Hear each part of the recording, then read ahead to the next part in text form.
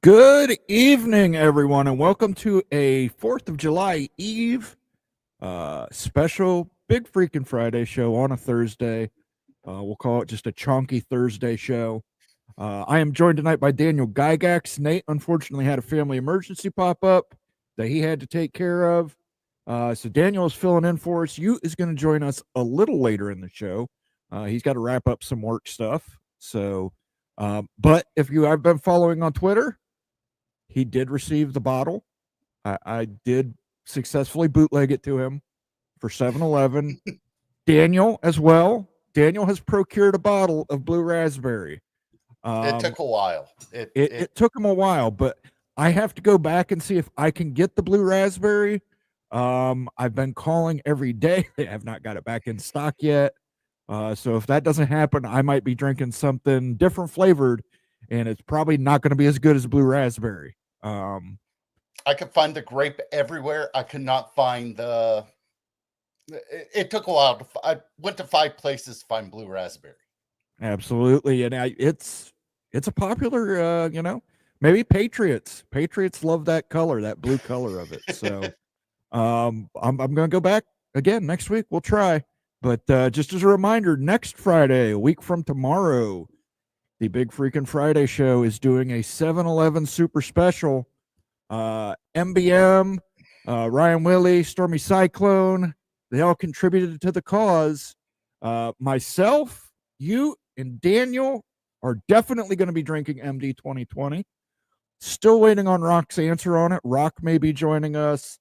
I've had a couple other content creators reach out and ask if they could join us. So, it might be just one huge MD 2020 bash next Friday. So definitely want to tune into that, see who makes it, see who survives.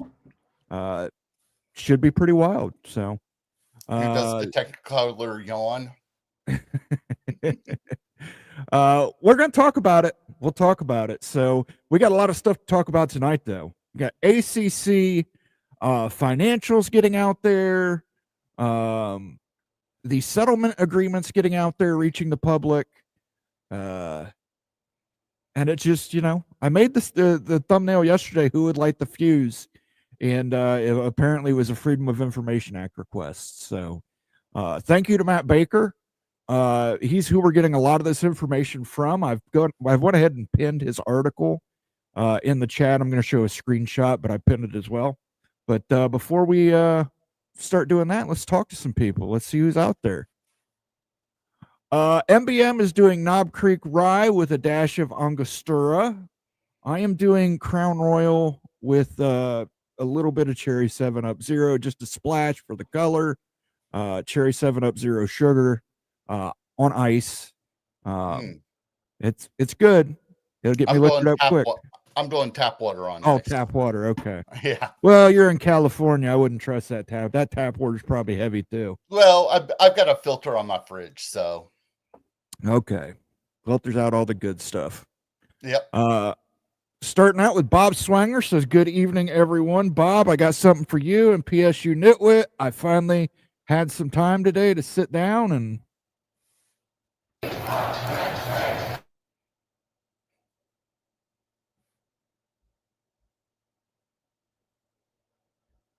I think we lost Moen. So let's go through the rest. Greg is here. Hi, Greg. If you watched Greg's show earlier, he had all the information that was there.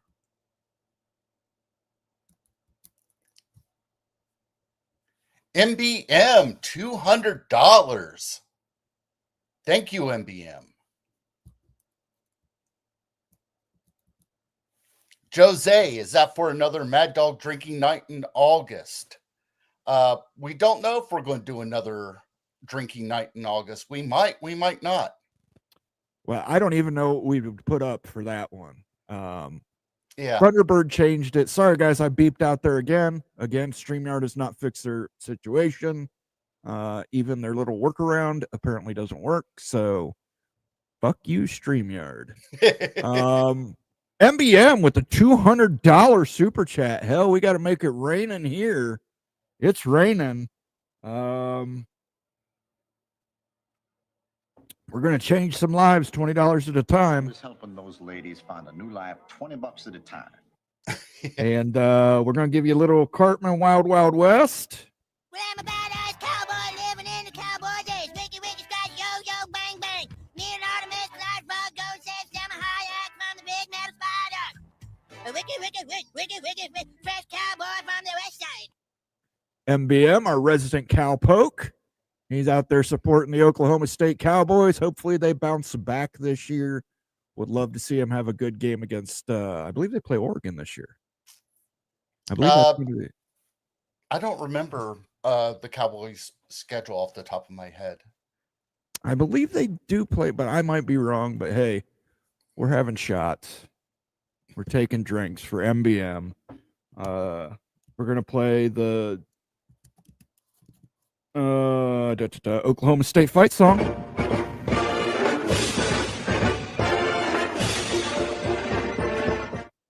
Do a little cash dance. Thank you so much, MBM. You have been awesome for the channel. You are an MVP here among the college football mafia. You're one of our button men out there. Cannot thank you enough. Huge donation to kick it off for July 4th. Happy July 4th to everybody. Happy July 4th to MBM. Thank you, dude. Massive. That helps us out so much. With money, we did just. And it's September 6th in Eugene. It isn't. I'm sorry. Are playing. Yeah, September 6th. Yes. They are playing Oregon this year. Well, I'll be rooting for Oklahoma State in that one for sure. So am I. And, it's, I've heard some interesting rumblings around the Oregon program over the last week. So the bag man is back, obviously. But thank you again, MBM. Can't thank you enough, dude. You're an MVP. We appreciate you so much. Daniel Gygax, I just saw that a WVU student discovered an LSD mushroom. Did you get his name? I did not see that article. I've been in and out of the house all day today, so I didn't get a chance to look at it. But I'll read up on it whenever I get a chance to. Yeah, and if let me know the link, because in case they leave that kid's phone number. Jan Holks here. He says, "Hey, all." He's all the way from Slovakia, Eastern European. I think it's Slovakia. Slovenia. I get them mixed up. Eddie Williams is here. He says, "Does anyone else get the feeling momentum is picking up for something to break soon?" I don't think soon. And let me explain.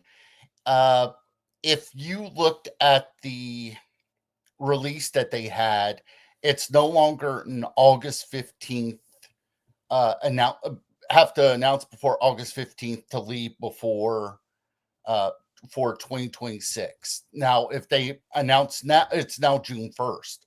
So if they announce now, it won't be until 2027. So that gives them realistically a year to come up with all the details they need to have.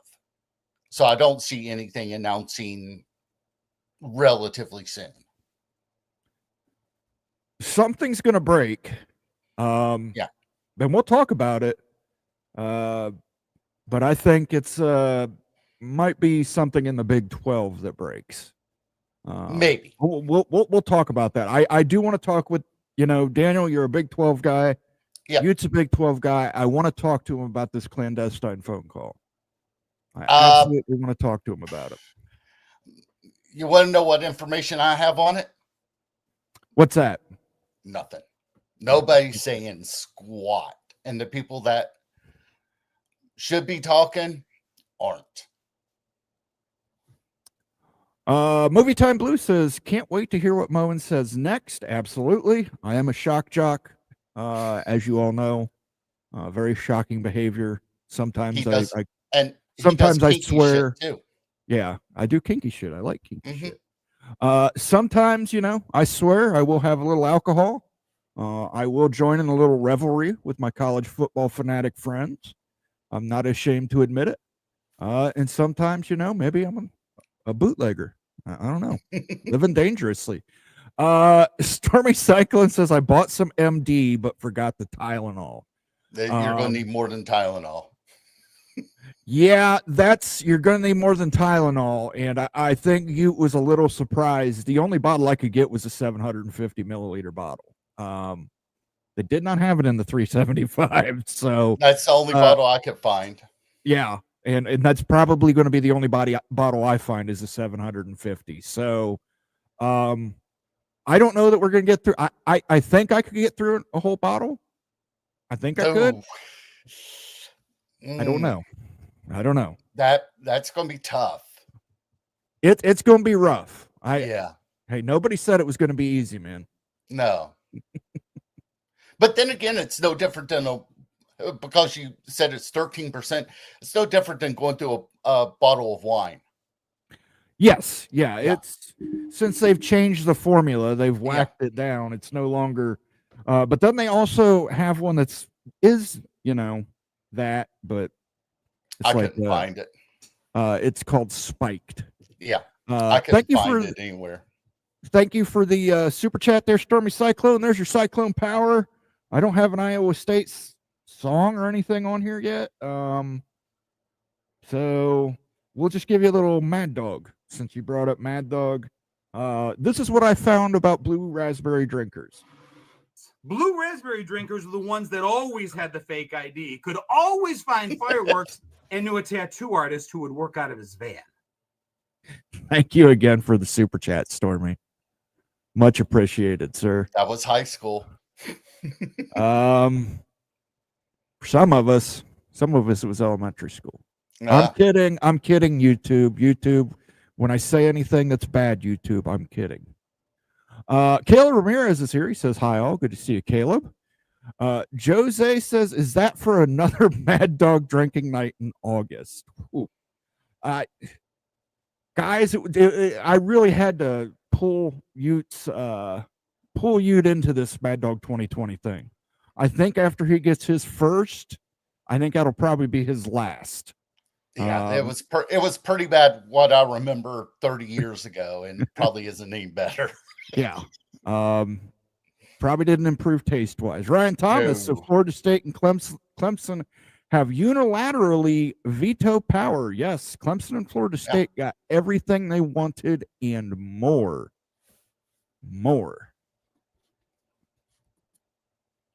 I can totally see the Smash League picking up steam. We're going to get into it. I'm not a huge believer in it, but MBM says top 10 ACC Big 12 Cincinnati UCF is a dangerous conference. I cannot Big 12 minus Cincinnati UCF. If that Super League happens, I don't think it's going to include everybody in the Big 12 or the I think it's going to be a handful of schools from the Big 12 actually. I don't think Houston's going to make the cut. Yeah, I think there's a lot of teams that might not make the cut. The Baylor, as much as I love Baylor, would they make a cut? I mean, I think we went through the schools last time that we thought that would make the cut, and it was difficult to do 20.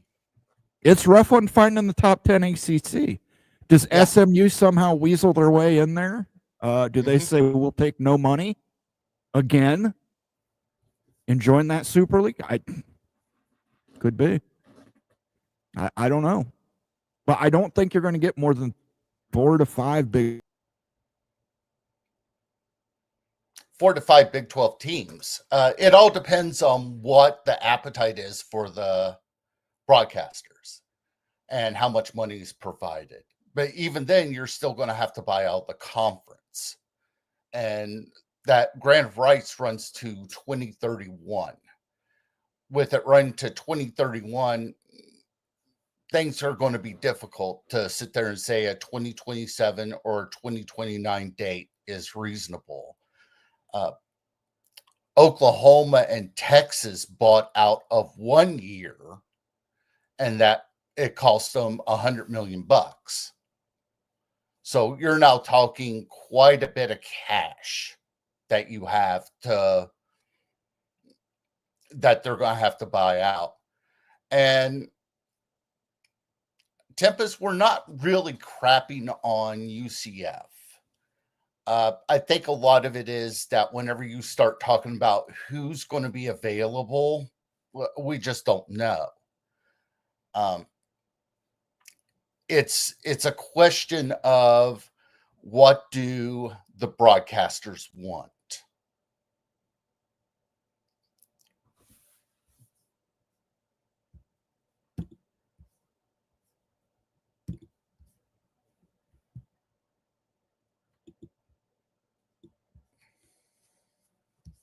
Hold on, I'm trying to pull up the article.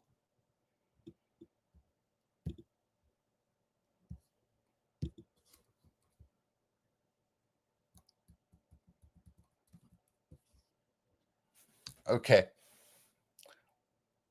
Movie time blues. The SEC is under pressure to move before 2027. SEC doesn't have to make a move at all. SEC can do whatever it feels like doing.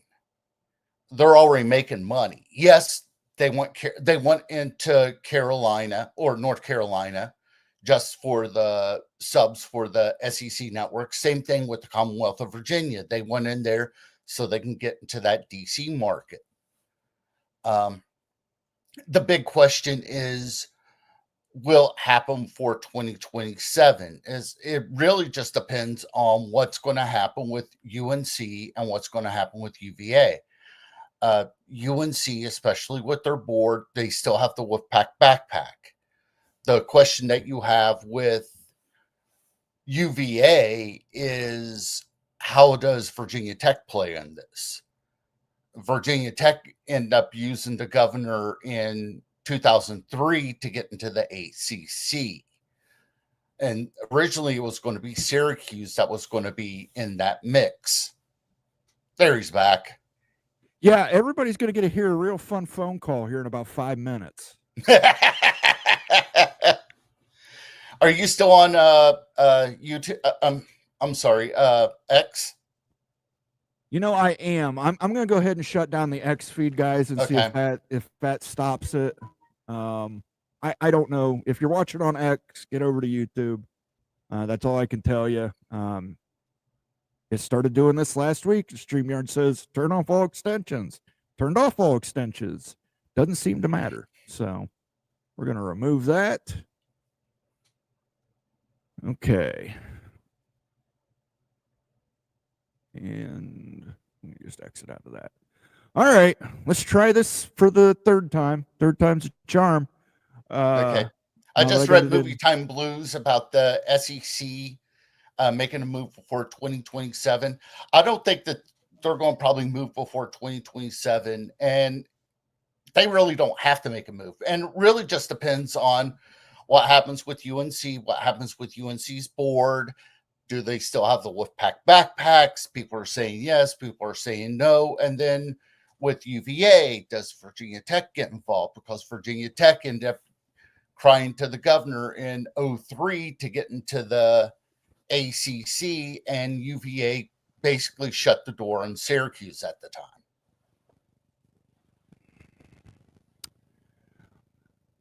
Good to know. Seven Old School. Hello to the CFB Mafia crew. Hope you all are set to have an awesome 4th tomorrow. I'm going to be painting trim for a chicken coop. But I got the entire coop painted today. I got to put some side doors on it, put the trim on it. I got the solar panel up for the automatic door. That part's done, and I can focus on getting a new run built. So I'm going to go up. Focus on getting chickens caught and put into it. Yeah. I'm not going to do much tomorrow until it gets dark. And no kidding, there's a Costco, and it's up on a hill. So people park in that parking lot, and you can see fireworks from like 3 different locations from there. It's very great. Cool. We go down to the end of our road. We've got a loop on the end of our road here, and it's a big open area where everybody comes to set off fireworks. So, Yeah. drunk, somewhat well-to-do, people with a lot of time and a lot of money, they spend on fireworks. Myself and the little lady, we don't bring anything but a little herbal refreshment to enjoy it. So we would end up whenever I would go back that direction, have a couple 4th of July set, I would spend back there. My brother-in-law, what was it? I want to say 3 years ago, he ended up, one of his friends ended up getting a storage shed, bought one of those at auction, and it had like $2,000 worth of fireworks and just let him off at his house. It was a great show. Yeah, great. I mean, they're fantastic. Why go anywhere? Just, let those people pay for fireworks. You can just enjoy it. Oh, but I hope everybody. And somebody, I think they said that they paid like $100 for the storage and auction, and they're just sitting there pulling fireworks out left, right, and sideways. I know we used to set fireworks off too, and we would get the big variety packs. And last year, we just took the garbage bag down. Like, it was filled with bottle rockets, firecrackers, sparklers, all the stuff that isn't really big stuff, and we just threw it out there for the kids. So the kids loved that. This is what was funny. West Virginia, for the longest time, you couldn't get the good fireworks. So you would go over to a place in South Point, Ohio, right across the river, and you would load up on them, or people would be on vacation down in South Carolina. Like, whenever we would drive up, we would land in Atlanta at my brother's house. There in Chattanooga, Tennessee, there's these big firework outlets as soon as you get across the border from Georgia. Oh, yeah. Just a couple $100 worth of fireworks. Yeah. You can buy them in Ohio, but you can't set them off in Ohio. Pro tip. There is a place called Beaver, West Virginia. Yeah. Ever since I bought fireworks, I say I'm setting them off in Beaver, West Virginia. It's just south of Beckley. I know. I got a friend of mine that lives there. No kidding. I have no idea where it's at. It's Somebody south of just told Beckley. me. Somebody sent me a picture one time of the sign for Beaver, West Virginia, and being a perennial 14-year-old, I've always signed at that. Joe Stacy and Matt, they're the ones that live there in Beaver. Okay, Jose says 7-Eleven shit's going to get weird. Yes, it is. I've heard the blue raspberry actually changes the color of your tongue as well. Stormy Cyclone's drinking a black velvet with a Diet Coke. Penn State fight song kicked Moen off. No, it's StreamYard. It's StreamYard. And let me tell you something, MBM. It's not cheap what we pay them. We have a very good plan, and the fact that it's bumping people off and they're blaming it and just saying, well, it's an extension issue. Shut off your extensions. I've shut off all my extensions. So, I'm trying not to get on a rant here. I want to talk some college football. Daniel Gorby says, happy 4th, everyone. Bob Swanger likes the We Are Penn State. Florida man, I've heard a lot about you. He's saying go Seminoles. Jersey year. Mountaineer in New Jersey, I guess. Yeah, he was on he's saying that's week 2. He was on Justin's show with me earlier this week. Yeah, good to see you, Jerseyer. I haven't seen you here before. Make sure you like and subscribe. We always appreciate that. MBM says Oklahoma State will go to a bowl for sure. Gundy is fired up. Either that or Gundy's going to be fired. He mentions that as well. Yeah. What is that symbol next to my initials in the donation prompt? That is probably, I have to pull it up here. I think that's probably your membership symbol. Yes. Yes. It is. And we will have new membership symbols very soon. I'm working on new graphics for those. So that's what that is. I missed Greg's shows today. What's going on with the ACC, especially Florida State? Florida State and Clemson got everything they wanted in the settlement. financials came out of how the tiered system is going to work. Needless to say, Florida State and Clemson are right at the top. And then in addition to that, I have to re-add it to StreamYard again. In addition to that, I've pinned this article from Matt Baker, but I did clip this, and I want you all to see this. What about a Super League, officially called a quote-unquote option of limited withdrawal? Remember that, option of limited withdrawal. It's the juiciest part of the agreement and new information, regardless of whether it's feasible.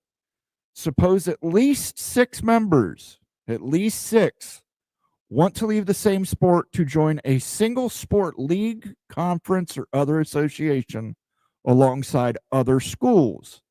In that case, they'll owe $75 million or 50% of the current withdrawal figure, whichever is greater. In practice, that would allow, say, Florida State, Clemson, Miami, North Carolina, and a few other top programs to leave for a Super League in football, while remaining ACC members in basketball, baseball, and every other sport. Super League scenarios have been pitched and discussed for months, and the logistics could prove difficult, if not impossible, to overcome. However, the agreement provides a framework for schools to join one. So basically, in layman's terms, if 6 or more teams want to leave the ACC, the exit fee is essentially half. They would play their football and get football payments, media payments from whatever this other thing is, if it's a Super League or another conference or, what that could be. Potentially, they could join the SEC and the Big Ten and just be football-only members. And then every other sport, basketball, baseball, Olympics, all that stuff, would stay within the ACC, and they would receive a share of the media payment for that. Football would be completely covered by this new Super League, a different conference, whatever. In this way, the smaller schools like Wake Forest, Syracuse, Boston College, their hope is doing this will allow them to survive by becoming only partial ACC members. Now, here's the question I essentially have. The media agreement that they have currently includes football. So would ESPN go in there, rip up that media agreement and say, okay, if you're not playing football here, this value of this contract now is blank instead of what the current value is? And that's, you're going to get into that into that area where ESPN can renegotiate. Yes. If they think it's clearly that's, the Virginia, the girl from Virginia, lady from Virginia, watch her interview today. She basically said it about 4 times. Football is the engine that drives us. Yeah. That contract is based, Carla, I can't remember her last name. I can't remember her last name either. But yeah, you can follow Greg Flugar on Twitter. He put it in his Twitter post, the exact time frame. But she said football is the engine about 4 times. Yeah. And it was clearly from minute 22 to like 28. So like a 6-minute clip, she said football like 8 times. Right. So, I mean, football makes up the majority of that value of the ACC contract to ESPN. Yes. If you're taking Florida State, Clemson, Miami, North Carolina, Virginia Tech, 6 to 7 to 8 to 9 to 10 of the biggest schools and putting their football somewhere else, the value of that contract needs to be renegotiated. And I'm sure that they have a clause in there that's they have a composition clause, but I don't know how that would factor in. I don't know. Only? Yeah, with football only, I don't know, but I think ESPN would have the right to renegotiate at that point. ESPN wouldn't be happy. They wouldn't be happy, yeah. No. Especially with the Super League, they've got to negotiate a new contract for that if they want that content. So, just to wrap this up, Super League scenarios have been pitched and discussed for months, and the logistics could prove difficult, if not impossible, to overcome. However, the agreement provides a framework for schools to join one. So that is another thing that Florida State and Clemson were able to get in there, that if they did form this Super League, and this will take us to point 2 of this discussion. This goes back to, I believe 2 weeks ago, the report that came out. Ross Dellinger said there was a clandestine call involving certain Big 12 schools, certain ACC schools. Neither commissioner was involved in that, but Smash Capital, the private equity company, was.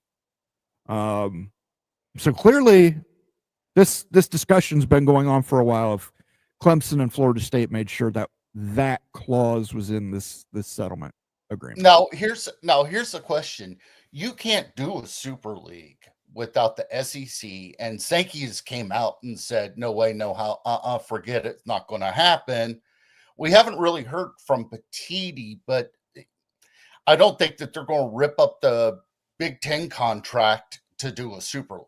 There's no way. I mean, right now, I can't remember how much it is, but it's a lot of money that the Big Ten is making. It's a lot of money the SEC is making. Can a Super League match that amount? And then you're going to look at, okay, you've got, let's say it's 40 teams. Well, which of those 40 teams make the cut? And then you're looking at, is there going to be a Big 12 team involved? Is there going to be ACC teams getting involved? We just don't know. There's so many things so many questions out there that we just can't answer. And let's say that $75 million that we have, is that going to be feasible? Is that going to keep, is that 75 million buyout, is that reasonable enough to just go football only? I don't think so. Florida man, Super League could pay each team $200 million. I don't see that amount. The NFL is, I want to say it's 260 and change. There's no way. There's not the same viewership that you have with the NFL. NFL makes money left, right, and sideways.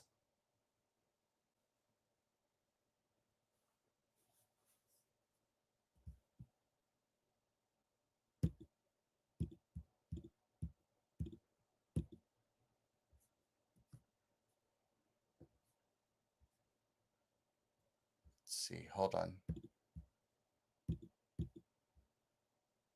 Oh, everything's frozen on my end. Okay. So let's talk the Super League. Okay, NFL's 400 million. Even 400 million, you got to think of it this way. You're looking at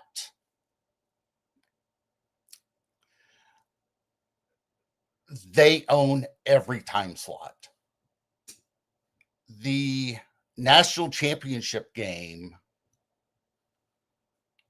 those numbers dwarf what the NFL has for Monday Night Football. And that's the same thing on ESPN. You're looking at a lot of variables. Dave's here saying about a quarter of the 400 million. It probably will be. So let's say that it's $100 million just for football only. That's still quite a bit of cash. And I don't know if a broadcaster is going to be willing to do that, just due to the fact that we're talking, like I said, let's say that we're talking top 40. How many of those top 40 are going to get in? And then you've got to look at broadcast windows.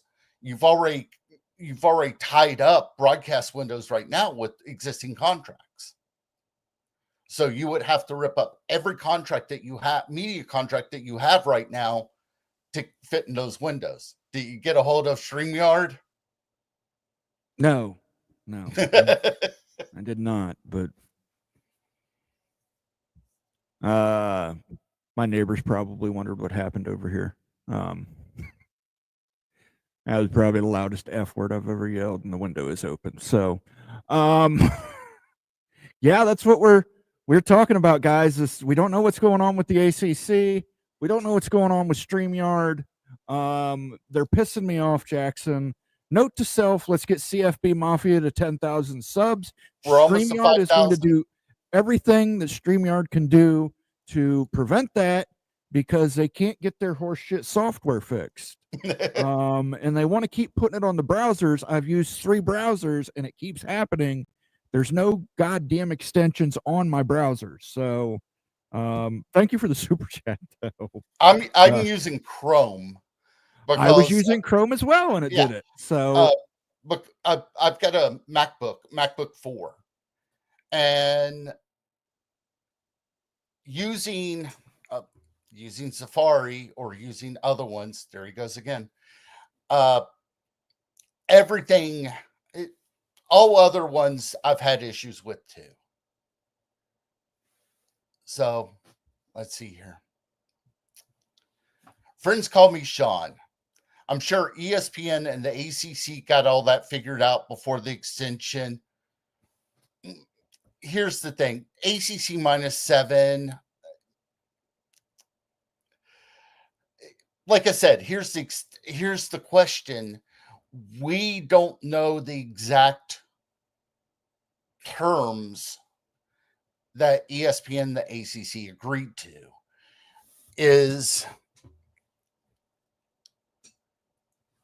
Is there an out clause on ESPN's end if the ACC implodes? Probably. I know that there is a composition clause, and that composition clause got to have X number of teams there. Does that mean football playing members, or does that mean full members? We don't know. So let's say that you still have everybody's still a full member minus football in the ACC. Where does ESPN come into that? ESPN might say, forget it, we're dropping everybody, but there might be something in the paperwork that says something else.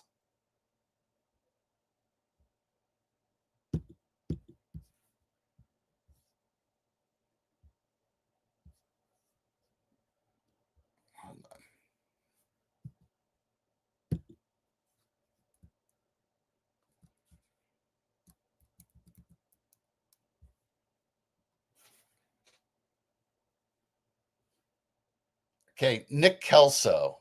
I remember Brett McMurphy reporting that SEC presidents were not happy with the way FSU took the ACC to court, too disruptive. I could see the SEC adding UNC, UVA, CU, and Duke. If you're going to pick up UNC, you're not picking up Duke. They're right there, like 20 miles from each other. It's not going to happen, because if you're not going to pick up 2 right there in RDU. Now, that rumor was floating around earlier about FSU. No, other than Brett McMurphy talking about it, I haven't heard anybody else. But Brett McMurphy's about as plugged in as you can get. Dave's here. A Super League won't work because you need bad teams to make the system work. You are correct. We've talked about it here on the show. You have to have losers.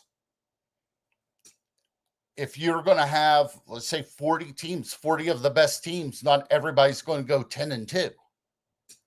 You're going to have a bunch of schools that are going to go 2-10. That's just the way the world works.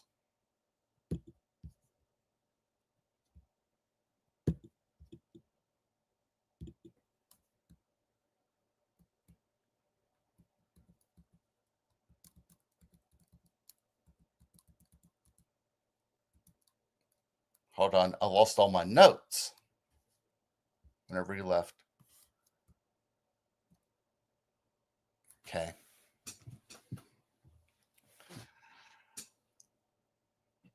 NBM taking the top 10 SEC and Big Ten brands, throwing them into their own league. I don't know if that's going to be that amount of money. That's a lot of money that you're talking about, NBM. Yes, they're the biggest brands, but like I said, you're going to have losers. Not everybody's going to go 10-2. Somebody's got to go 2-10. Absolutely. And let me unmirror my camera. Rock and Rant texted me and gave me the name of a browser to use. We will see if this works. I don't know. Which one are you using? This is called Brave. I think there's going to be some brave people in StreamYard come Monday. I had Opera that I used for my browser for a long time. I had a Linux set up for a computer. And I loved it. I loved Opera, but problem is there's zero support. So if you've got an issue, good luck. Yeah. Well, hopefully this works. Rock and Rant said it should work. We'll go with this because until it kicks me off too, because I don't know, F StreamYard. I'm just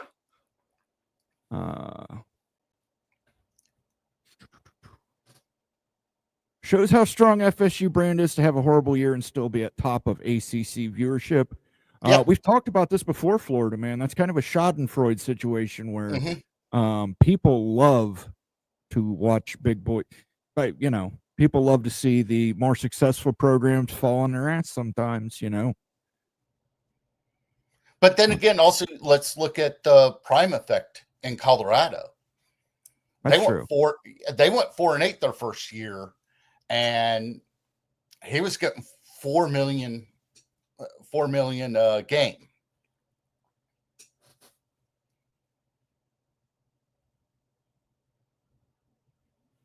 Okay. Jose, Smash League should bring in G6 schools like Memphis. What's the value of a Memphis? What's the value of a Tulane? What's the value of a Washington State? If Washington State had value, they would be in the Big 12 already. If Memphis had value, they would be in the Big 12 already. They don't provide enough value to be a part of that Super League. I was answering the question about bringing in G6s into the Smash Capital Super League. There's no way it's going to happen because they just don't bring enough value in. That was Jose's comment. Yeah, it would be tough to bring in value.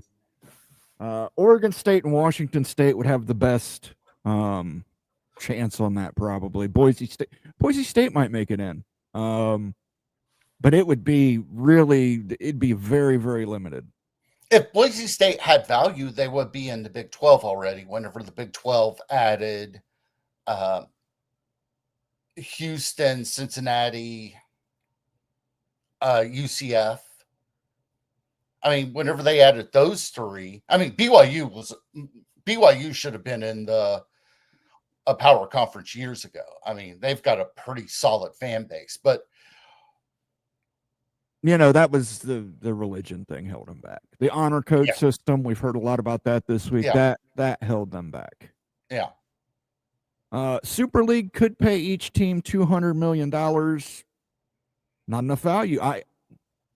How big of a Super League are we talking about here? Because if it's over 16 to 24 teams, you're not getting that value. And even then, you're going to have schools losing.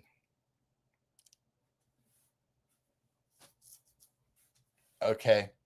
Friends called me Sean. Option 1, FSU to the SEC. Option 2, FSU to the Big 10. FSU Super League. FSU brand money and TV ratings revenue. Well, we did the math on the TV revenue. with the FCC, with all that being plugged in. The problem that you have is that even at the top end of that ACC revenue distribution, you're not going to get the same money as you're going to get with a that you're going to get with a Big Ten or SEC.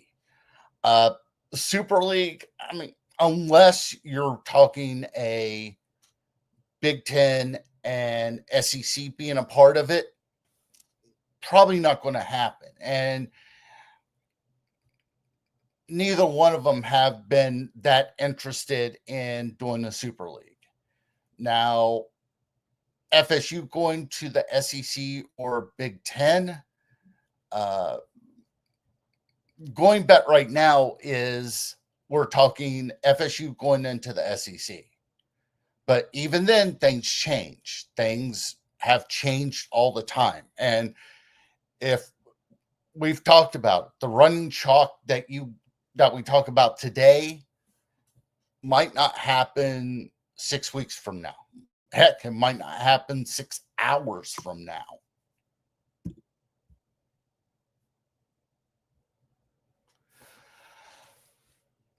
Tempest, FSU wants the Big Ten. They're spending crazy money on research. Yes, but the AAU is weird. You can have a ton of money in research. You can have a ton of money in this, that, or whatever. And if you're going to ask the AAU what their qualifications are, they'll sit there and say, we're not going to give them to you. I'm now on browser number 6. This is Opera. Hey, that's the one I used to use all the time. We'll see how long this lasts, because StreamYard are incompetent fuckwads who can't figure out how to program something really basic, which is especially great, StreamYard, when people pay for your services.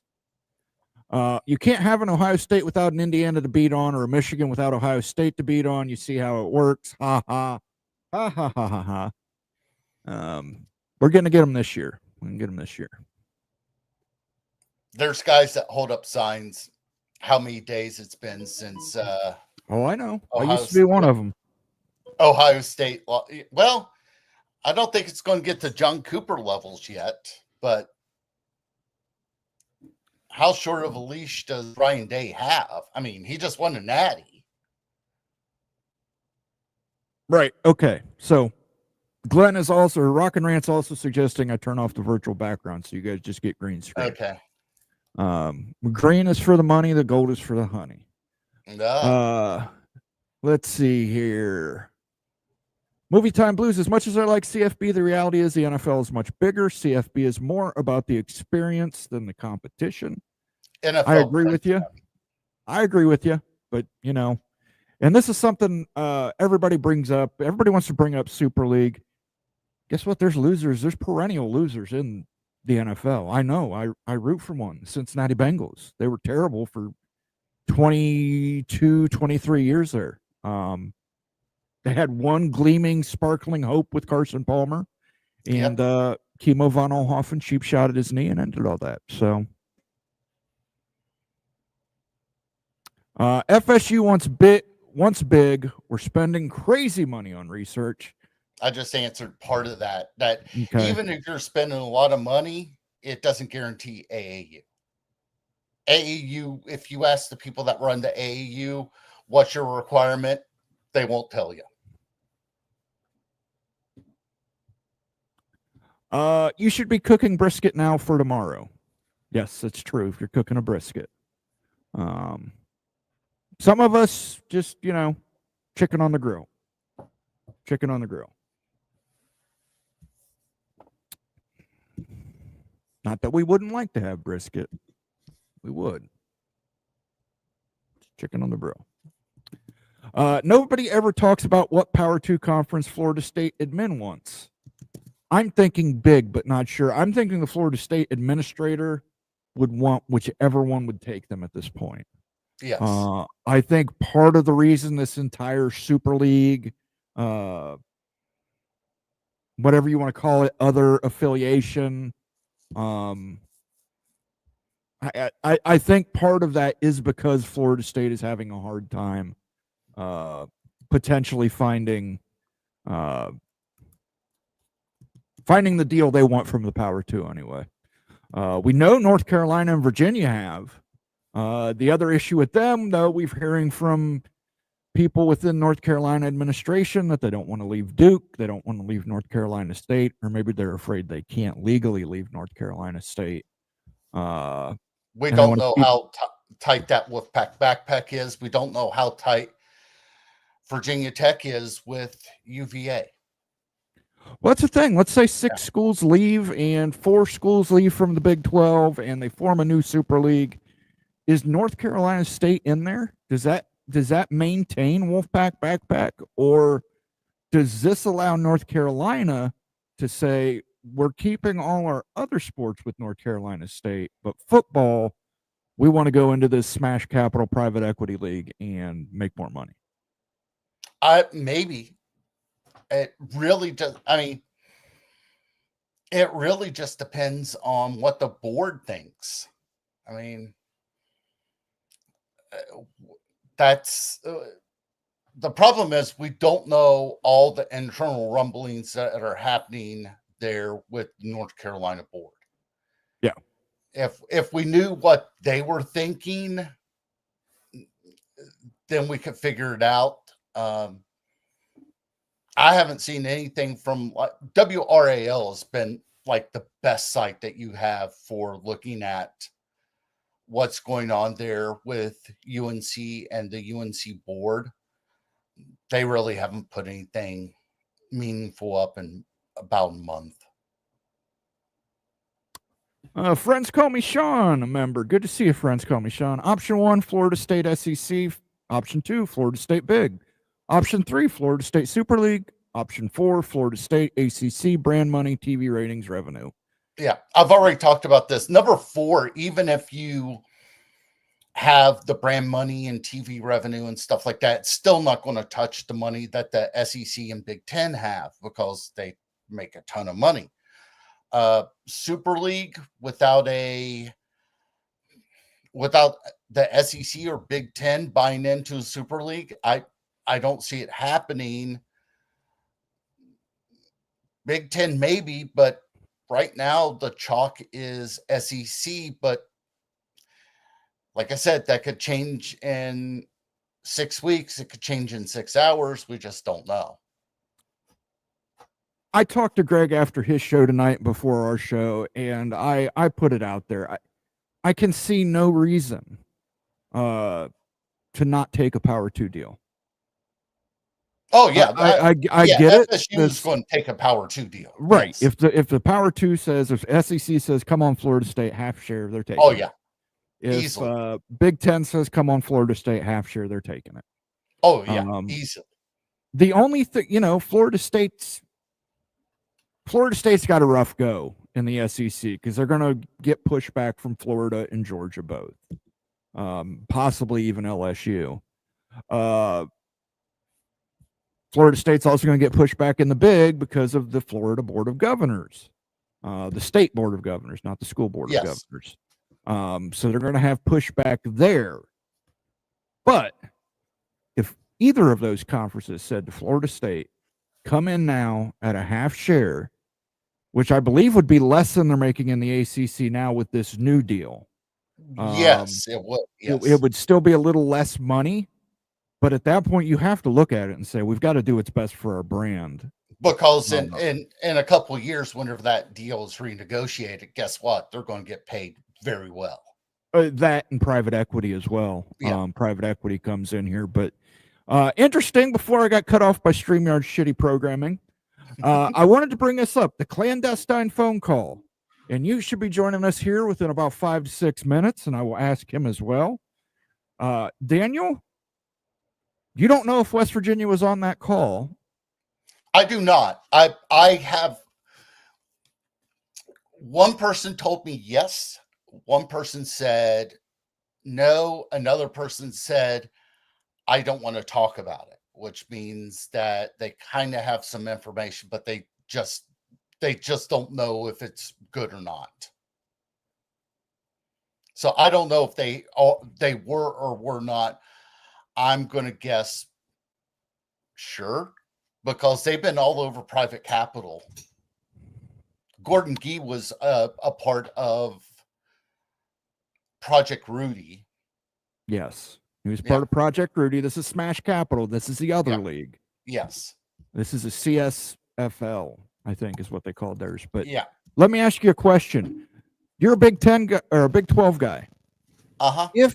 If you found out West Virginia was not on that call and other Big 12 schools were on that call, how would that make you feel?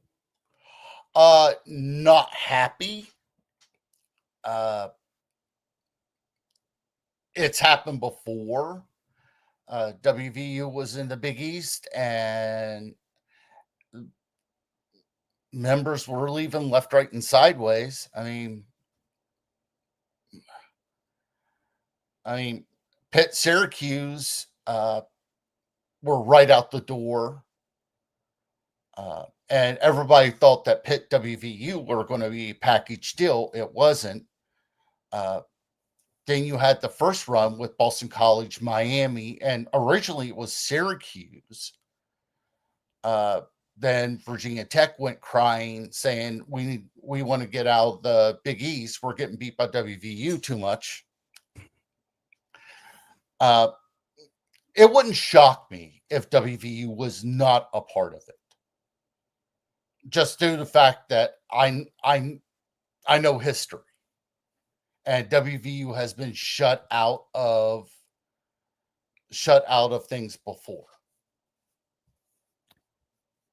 Yeah, it seems to me that the ACC teams that were on the call, now that we know what we know about this limited withdrawal clause, whatever you want to call it, they probably wouldn't be too concerned about it because they know they're still going to at least, you're right, they're going to get screwed over in whatever media deal they can cobble together for their football, but they're still going to have basketball, baseball, Olympic sports. They'll still have a Power 4 home, technically.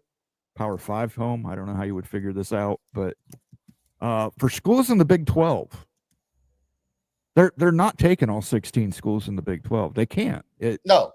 So those schools are going to get left behind unless they can negotiate.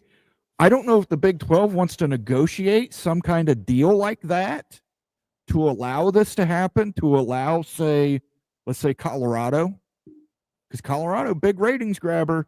Well, Deion's there, big money maker. Kansas, you got to think Kansas. Again, they just built a brand new football stadium.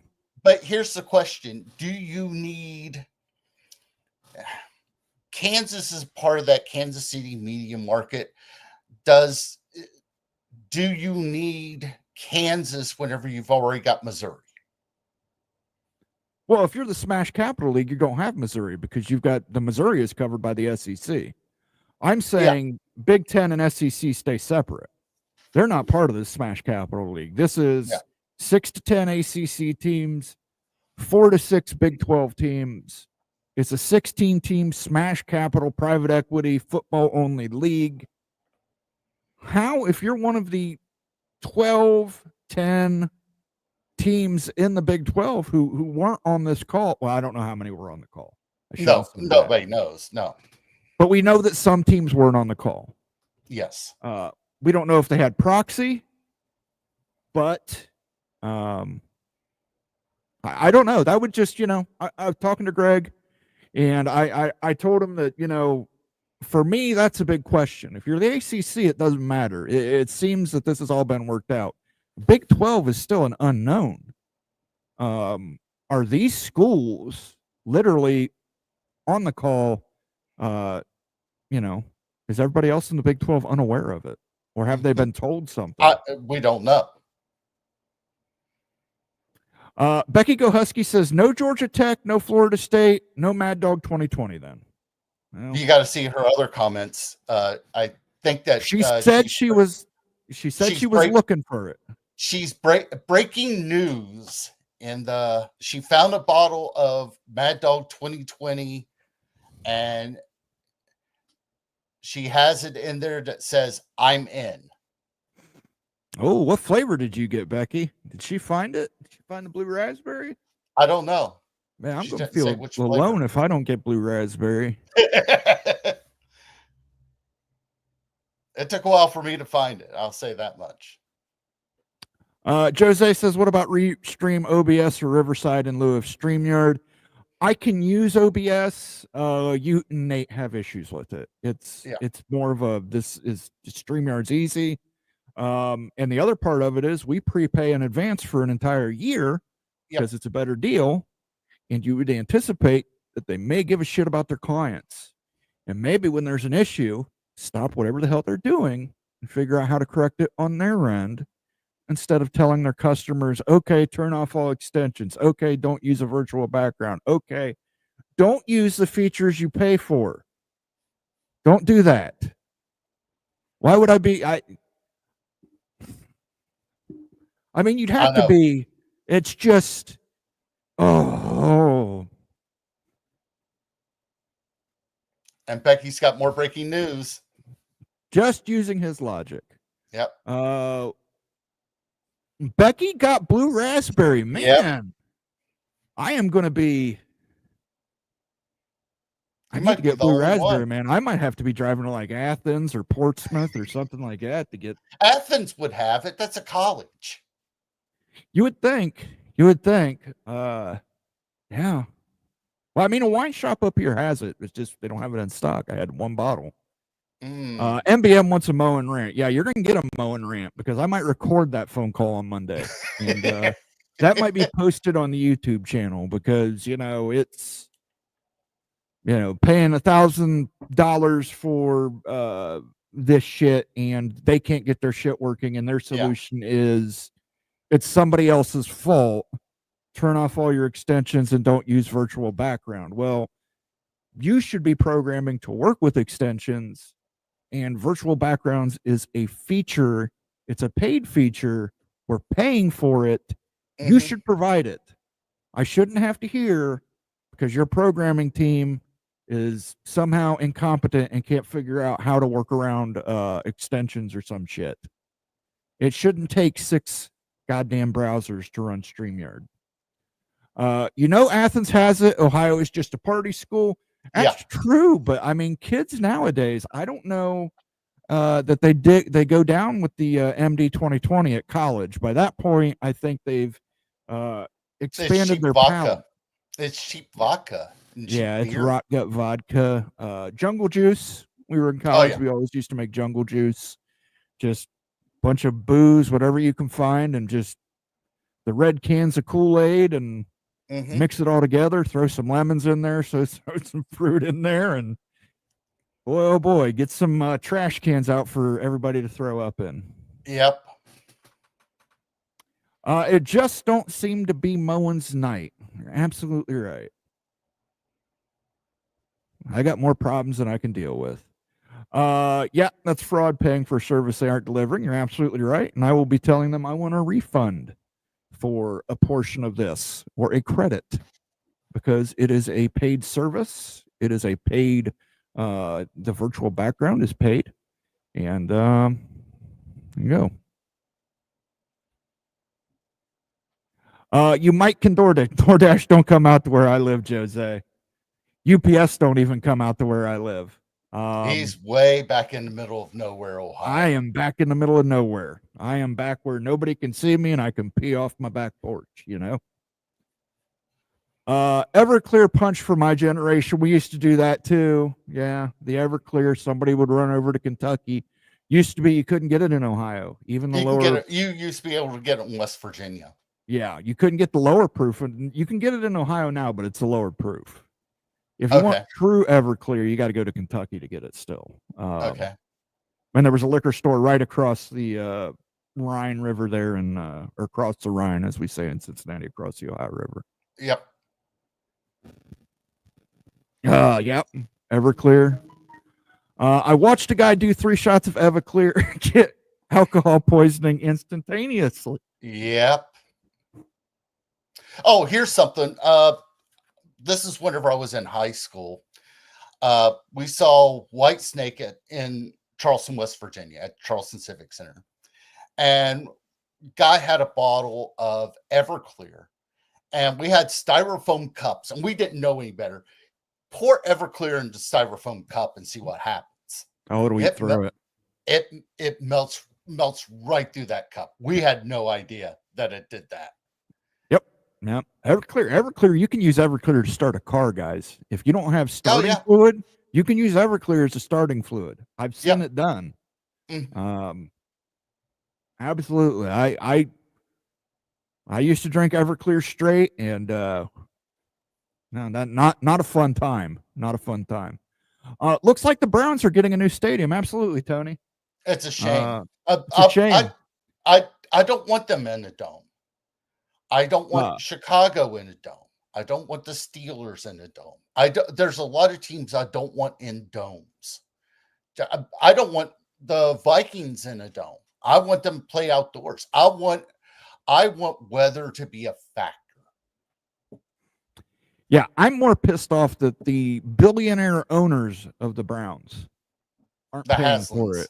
Yes. God forbid anything come out of their wallet to pay for this. It isn't what is it? Cuyahoga County, state of Ohio, and what is it? They're kicking in like close to $1 billion, something like that. Yeah. No. I'm kicking in close to $1 billion. Yes. I am as a taxpayer. Yeah. And I shouldn't have to do that. And it's one of the things I hate about the NFL, that they won't let owners pay for their own stadiums. They have to be blood vessels burst in his eye. What size shot glass was this, MBM? 3 shots of Everclear. I mean, Everclear's strong, but 3 shots, damn. It probably wasn't like the little cup shots. It's gotta be like a double or a triple. Yeah. Everclear is jet fuel. Absolutely. Yes, do not smoke cigarettes near Everclear. They've got a flame retardant on it because it will catch fire. Yeah, I've seen that happen before too. That was my misfit high school youth. That I saw a guy light a cigarette up there next to Everclear. Oh yeah. Or people taking flaming shots and not understanding how those work. Oh yeah. Yeah. Always seeing one guy shooting fire out of his mouth. Yeah. Went to high school with a girl who broke her arm one night after drinking punch and didn't know it until the next day. Everclear will do that to you. Yeah. Everclear is dangerous stuff. Absolutely, Daniel. I don't recommend it.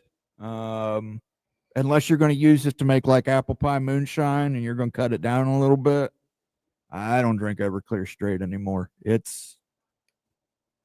I'll do some shine long before I sniff Everclear. Well, it depends on the shine. A lot of shine is also, if it's done correctly, you're looking at 80% if it's done correctly. Yeah. I'd be careful drinking moonshine. You don't know unless you know the person you're getting it from and how they make it. I take the Browns to the Super Bowl every time I got to take a number 2, and they always win. There you go. That's probably the only Super Bowl that team will ever win. Ever go to. They've never been to one. That's true. They never have. They have world championships, so they'll tell you all about it. Yeah, 1952 or something like that. I don't remember the year. When Paul Brown was still the coach. Before Art Modell pushed him out. MBM says they were double shots, so 6. Basically 6 shots of Everclear. That might do it. That would do it. You got a carb load before you drink Everclear. Yeah. The Bills stuck to their guns on outdoor football if only the state didn't pay for it. Yeah. Mm-hmm. Again, this is a stupid NFL bullshit. They are billionaires. They can pay for their own stadiums. Number 19 steady, Cleveland Browns, Ohio, $5.1 billion. Thank you. I didn't think it was that much. Kids in Ohio going to sleep hungry tonight. But Jimmy Haslam, he's not spending any of his billions of dollars to get that stadium built for his franchise. Falls on people, We can't feed our damn kids in this state. We got fentanyl running everywhere. But by God, Jimmy Haslam, billionaire, got a free stadium. Who are the ones all participating next week? So now we have it. Myself, Ute, Daniel, Becky has said she's going in. She's already got the blue raspberry. She's got the blue raspberry already. She's joining in. Rock and Rant, I'm still waiting to get a confirmation from. Numbskull News said he would be interested. And I've had two other content creators reach out, say they would be interested. So it might be 15-minute shots with some content creators coming in to drink with us. We might try. Boy, I can't imagine Nate is going to enjoy this. Nate might skip it. Nate might have to try and moderate between like 9 people consuming Mad Dog 2020 Blue Raspberry. You're right. Nate might skip it. Yeah, that might be one where Nate might come up with an emergency. I'm going to get a text from Nate saying I'm out.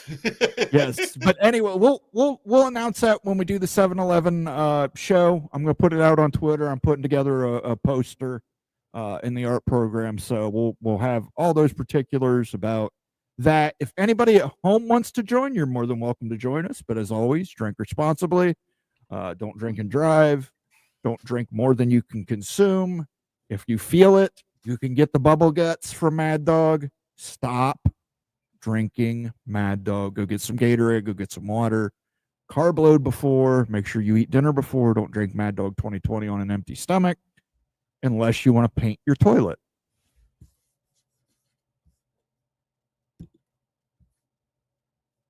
Aren't they building covered stadiums to be able to host future Super Bowls? Oh, I can't imagine just the festivities of January in Cleveland or February in Cleveland now. No, they had it in Detroit. They've had it in Minnesota.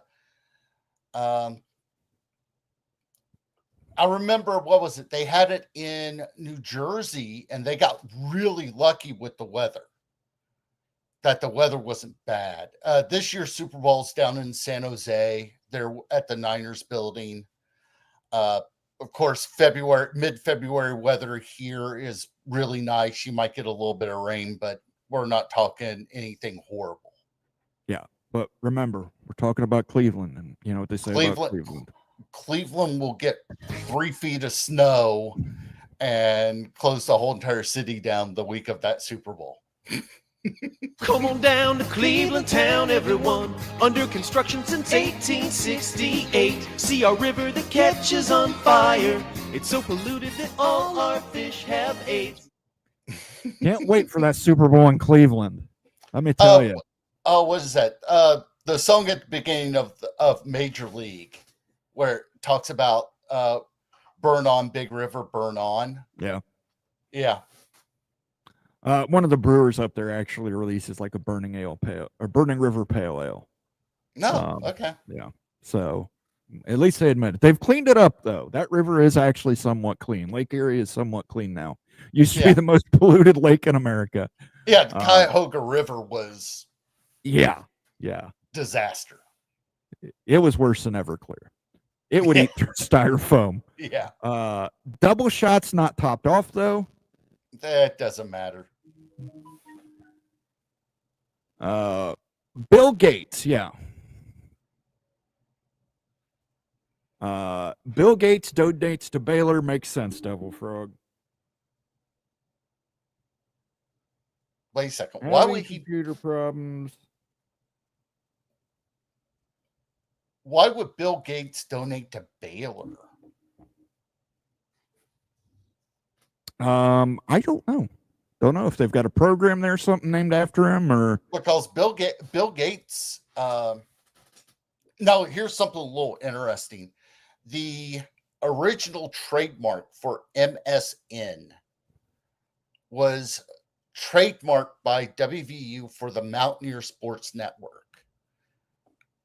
Microsoft had to go in and buy part of that trademark off the university.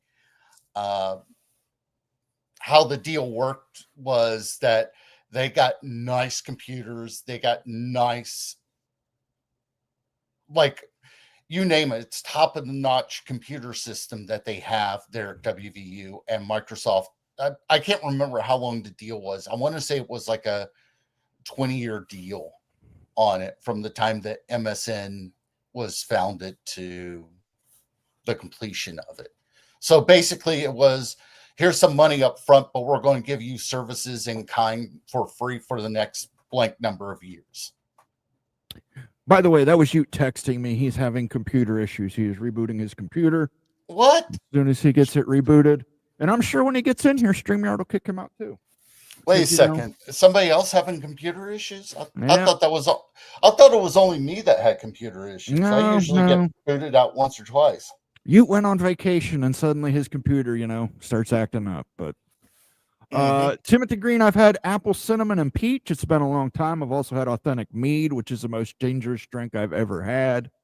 I had mead at a Ren Fair once. I've had mead before, and the problem with mead is that it's either like got an ABV of 4 or an ABV of 24. It's all over the place, so you don't know what you're getting. Yeah, if you really want to piss off a bunch of people at a Renaissance Fair, dress as a psychiatrist. Start diagnosing people. They get really pissed off, but there's nothing they can do about it. I've never been to a Renaissance. I know people that have gone to Renaissance fairs. There's a really big one not that far from me, but I don't know. I've never been there. You only go for like the turkey legs, and it's if you got kids or it's fun for them. But yeah, they don't like it when you dress up as a shrink and start diagnosing them with delusions of grandeur. Looks like the Big 12 will be making more than most of the ACC next year. That's true, but not more than Florida State and Clemson. It's going to be. It really depends on who gets what. Whenever it comes down to let's say like a Boston College, a Wake, whatever. Whenever you're sitting there looking at numbers. They're going to be probably on the lower end. It's going to be the schools like a Virginia Tech. It's going to be a schools like a Louisville. What are they going to make? We just don't know. We've done a pretty good guess. I know you was on a show that had a really good breakdown of what they have for guesses of numbers, but even then we're guessing right now. We're going off previous year's numbers. We're not going off of what's going to happen next year. Right. But haven't we seen this story before, Daniel? Yes. Have we not seen this story before where unequal revenue sharing to placate the top 2 or 3 brands in a conference, to protect the smaller ones? That's the reason why Mizzou and A&M left to go to the SEC. That's the reason why Colorado went to the Pac-12. That's the reason why Nebraska went to the Big Ten. All of it had to do with the fact that Texas was taking more revenue off the top, and they were like, okay, get us out of here. We want to be at least on an even keel for how much money we're making. Absolutely. And when the Power 2 came calling and it was SEC, how did that work out? Worked out well for Texas and Oklahoma, not the other schools so much. They were on support. And Texas and Oklahoma were the reasons why there was no Big 12 network. Because of the Longhorn Network. You had the Longhorn Network, and there was a deal that Fox had with Oklahoma, and I can't remember the full story on it, but yeah, that's the reason why there was no network. And they were going to set one up, and other 8 schools. I'm just telling the schools in the middle and bottom of the ACC. You did not buy yourself stability. You bought yourself some time. Yeah. It doesn't work. It doesn't work. Correct. It just doesn't. And I'm telling you, as soon as Florida State and Clemson have those invites to the SEC or the Big Ten, they gone. Yeah. As soon as if North Carolina and Virginia can figure out their shit with Virginia Tech and North Carolina State, they gone. Miami, private school, they ain't got shit to figure out. They gone. Yeah. Georgia Tech, gone. Duke, gone. You think that you think the University of Georgia is going to say no to Georgia Tech going to the Big Ten? No, they don't care. Absolutely not. They don't care. They don't care. They don't believe in Georgia. They don't care. No. You know. So I mean, you're just buying yourself time. Make sure don't be left. The Big 12 was caught flat-footed. Yes. They were. They thought they had a deal, and they thought that deal was just going to extend, and they weren't prepared for it. And by the grace of God, Bob Bowlesby was able to pull something together. And then Brett Yormark took over, and he's been doing fantastic work expanding. Yep. But they went out and got 4 schools, and they stabilized themselves. If you're one of those schools in the ACC that's not looking at a Power 2 invite, you need to be figuring out right now. Be looking at the AAC and say, okay, is it Memphis? Is it Tulane? USF? Connecticut? Maybe we go grab UConn. You need to be looking at those things right now and be prepared. You don't want to have to scramble when this all goes south. No pun intended. And even then, does UConn provide the same value that a Louisville does? Does UConn provide the same value that let's say, Virginia Tech? We already know the answer. It's no. The answer is no. There's nobody in the AAC who provides the value of a current ACC school. They're not in the AAC anymore. UConn isn't. Right. Yeah. But they're whenever you talk about Memphis or Tulane or USF. Yeah. USF might have the best argument simply because they're in the state of Florida. But I'm just telling the ACC, man, looking at this deal, I've seen this. This is a rerun, man. I've seen this before. You better change it up and have your shit figured out. Yeah. Have it figured out. Laura Weiss says it's nice knowing y'all. Thank you, Laura. The 712 show will feature our eulogies, so definitely tune in for 712 as well. Becky will be the last one standing, so to speak. No, she probably will. She'll be riding a stolen moped somewhere in the middle of the Cascade Mountains. So I hope there's not any electric scooters outside.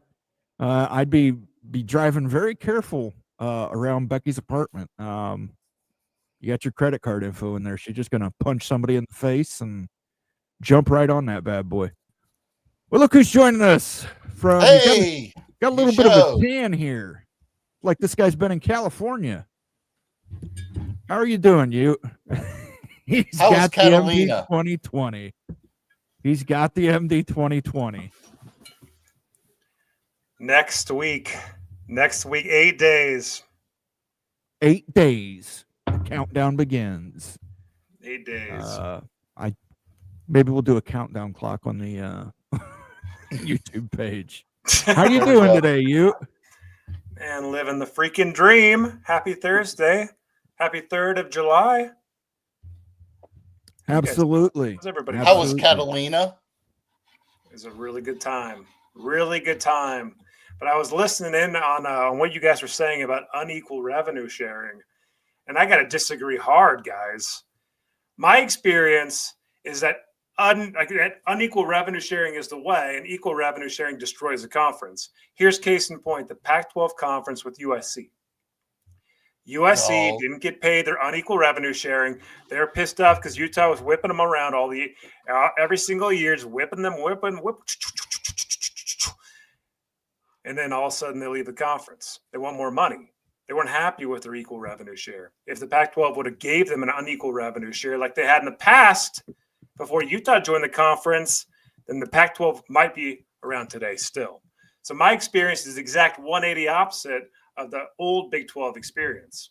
I'm all about unequal revenue sharing. I want unequal revenue sharing in the Big 12, Daniel. I want it as soon as possible. But even then, outside of Colorado with their big numbers, most of the numbers, the next one down is K-State. And K-State had like, what was it, 1.5 million, something like that on their viewership. You know what? This is a great freaking conversation here. Yeah. I am working on a video I'm going to make over the next day or two. It's going to be on the dark horse that nobody's talking about, Syracuse, the orange. Right. Syracuse orange in the Big 12 conference. Let me play the wild. No, I've heard that. I've heard that more than once. That Syracuse has jumped over Pitt as the school that might go into the Big 12. All right, let's cue this up here first before you pulls up his numbers.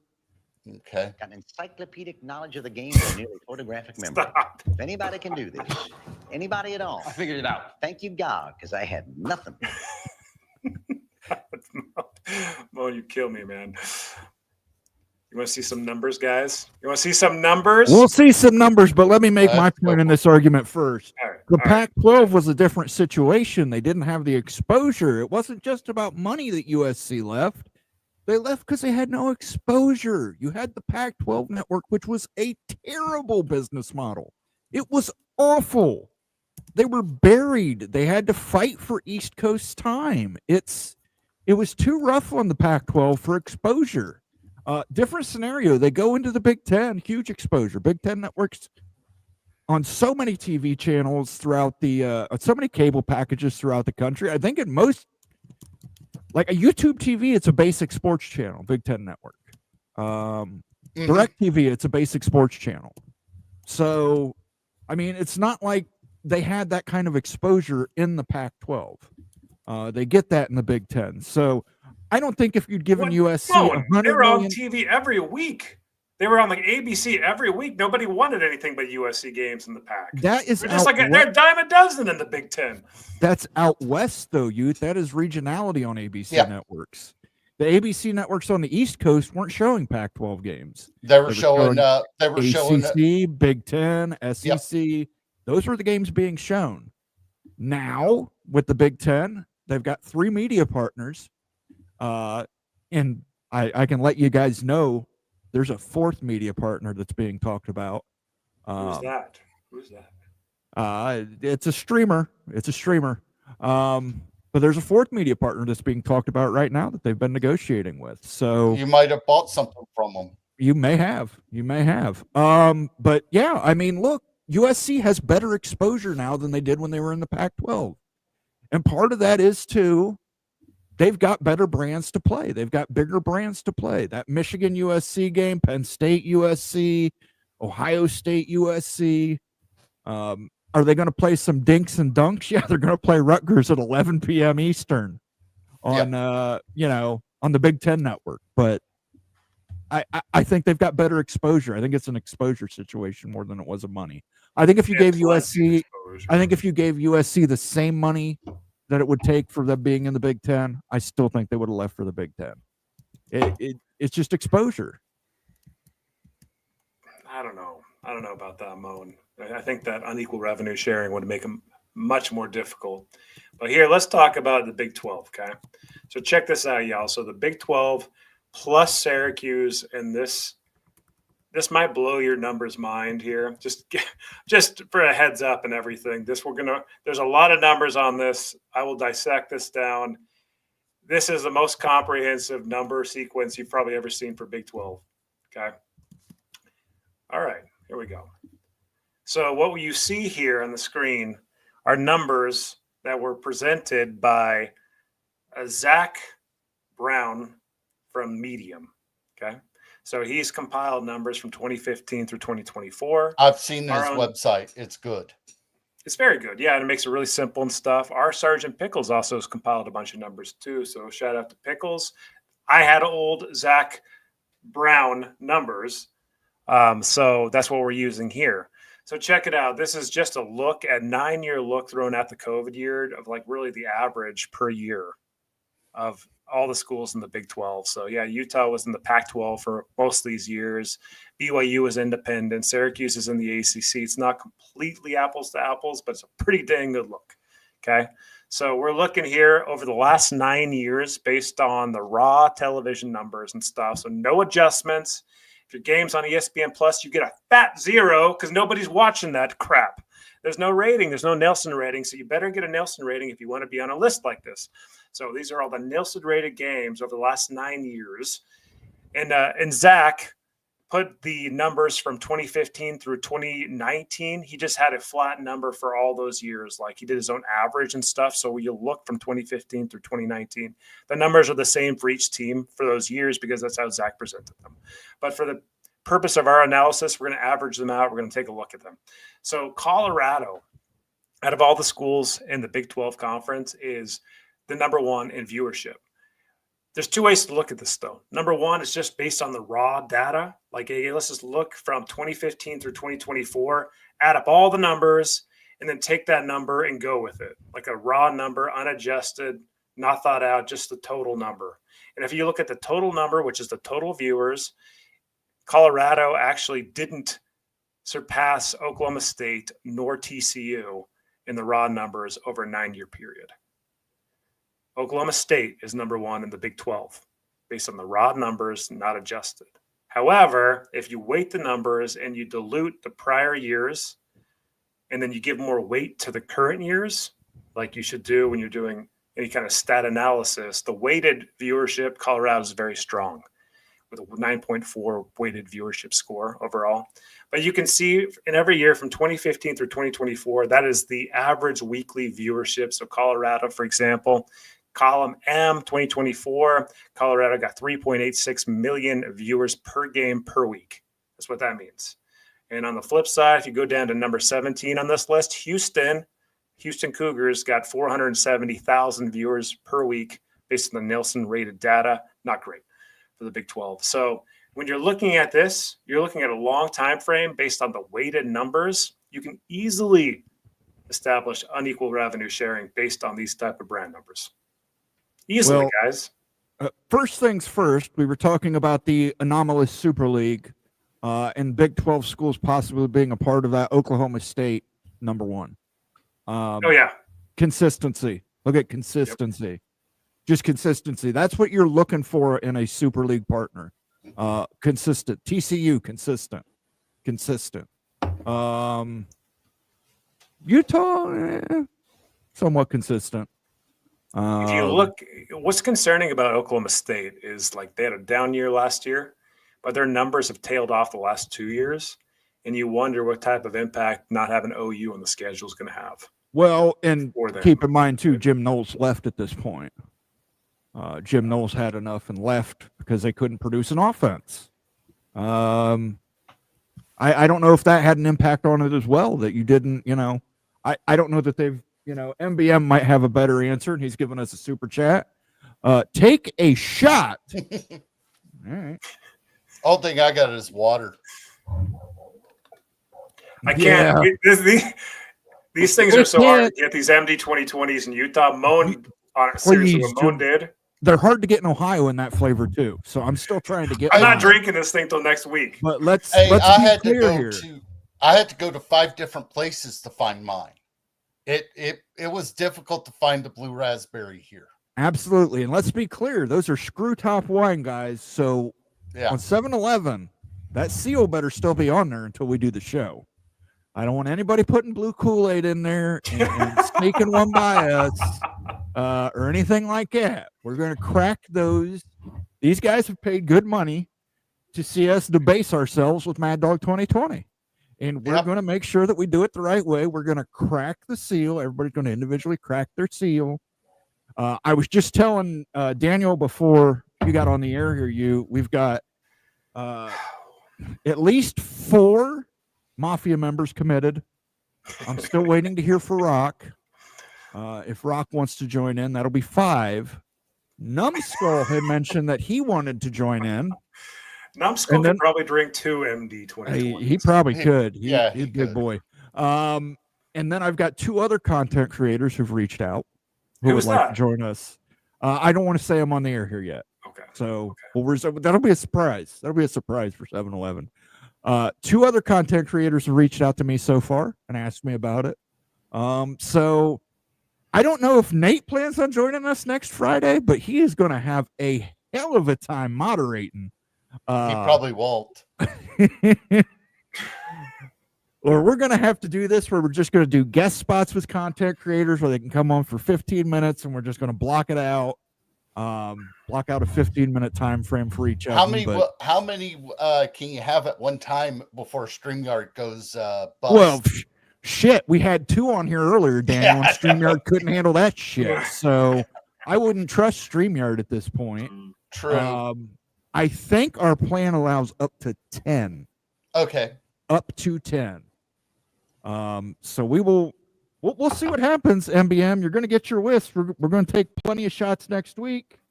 How do you even drink this stuff? Like you just like Well, here we go. There's a little the saying. face? Here's something somebody said about Mad Dog 20. MD 2020, or as it's known, Mad Dog. I mean, you could even say that this is like the Kool-Aid Man sweat if he was running the meth lab. Oh my gosh. What did you... That was from a review, by the way, everybody, of MD 2020 Blue Raspberry. Oh my gosh. Kool-Aid Man sweat if he was running a meth lab was how they described it. Put it in the fridge before you drink it, because if you drink it warm, it's even worse.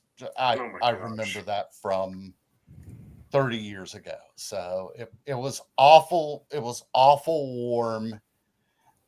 It made it a tiny bit better cold, but it's still garbage. And since you wasn't here for the original one, and since MBM's the MVP, I'm going to play a second one here, you from a different review. Blue raspberry drinkers are the ones that always had the fake ID, could always find fireworks, and knew a tattoo artist who would work out of his van. Gosh.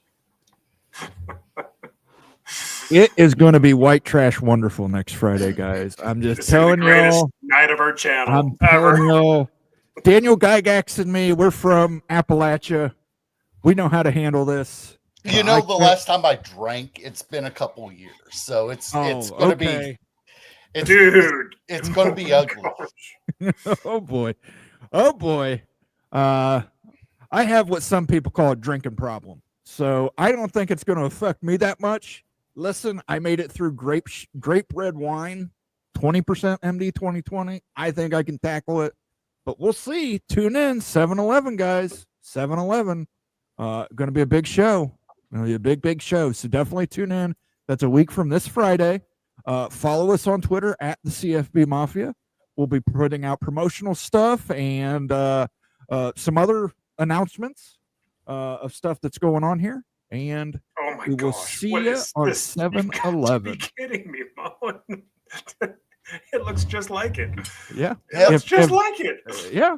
If you want to join us, you're more than welcome to join us. Again, drink responsibly. We're not going to do anything irresponsible. We're not encouraging underage drinking. I'm sure our entire audience is well over age. We're all old farts now. So I think everybody will be okay. But yes, absolutely. Definitely join us. It should be fun. I think you're going to enjoy the surprises. Thank you, MBM, for the super chat. Much appreciated, sir. You did not need to do that after your very generous super chat from earlier this evening. Look, we need to do something like have like a realignment draft or something that we can do. I don't know how that show is going to go exactly, right? Like especially halfway through, towards the end of it and stuff. So something that we don't have to think too much about. It can be pretty mindless for us. At least for me. Nate is going to be. It's probably good that we got like Nate. He can be the designated driver next week. And he probably will need to be because, yeah.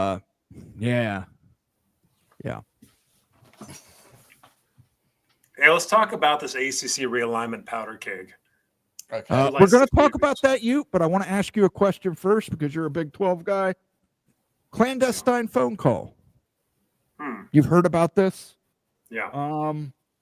If you were a team that wasn't on that call, a Big 12 team, looking at the ACC, it looks like they've got it figured out. They've got this limited withdrawal option where those ACC teams on the bottom are going to be saved. Wake Forest, Boston College, they'll be saved by this. There is no such agreement in the Big 12 that I know of. If you're a Big 12 team who is not on that call, how would you feel about the Big 12 team that was on that call? Are we sure that all the Big 12 teams were not on the call? Because we do not know who was and wasn't on the call, but it was the as reported, it was a number of Big 12 teams and a number of ACC teams. It did not say all 16 Big 12 teams were on the call. It did not say that all of the ACC teams were on the call. It just said that there was a phone call and the presidents and the ADs of X number of schools were there. So we don't know the exact number. Okay. Moen asked me this question earlier, so he's going to ask you the exact same thing. Let's say that there was a select number of Big 12 schools that were on the call and some weren't invited. Like, let's go there, okay?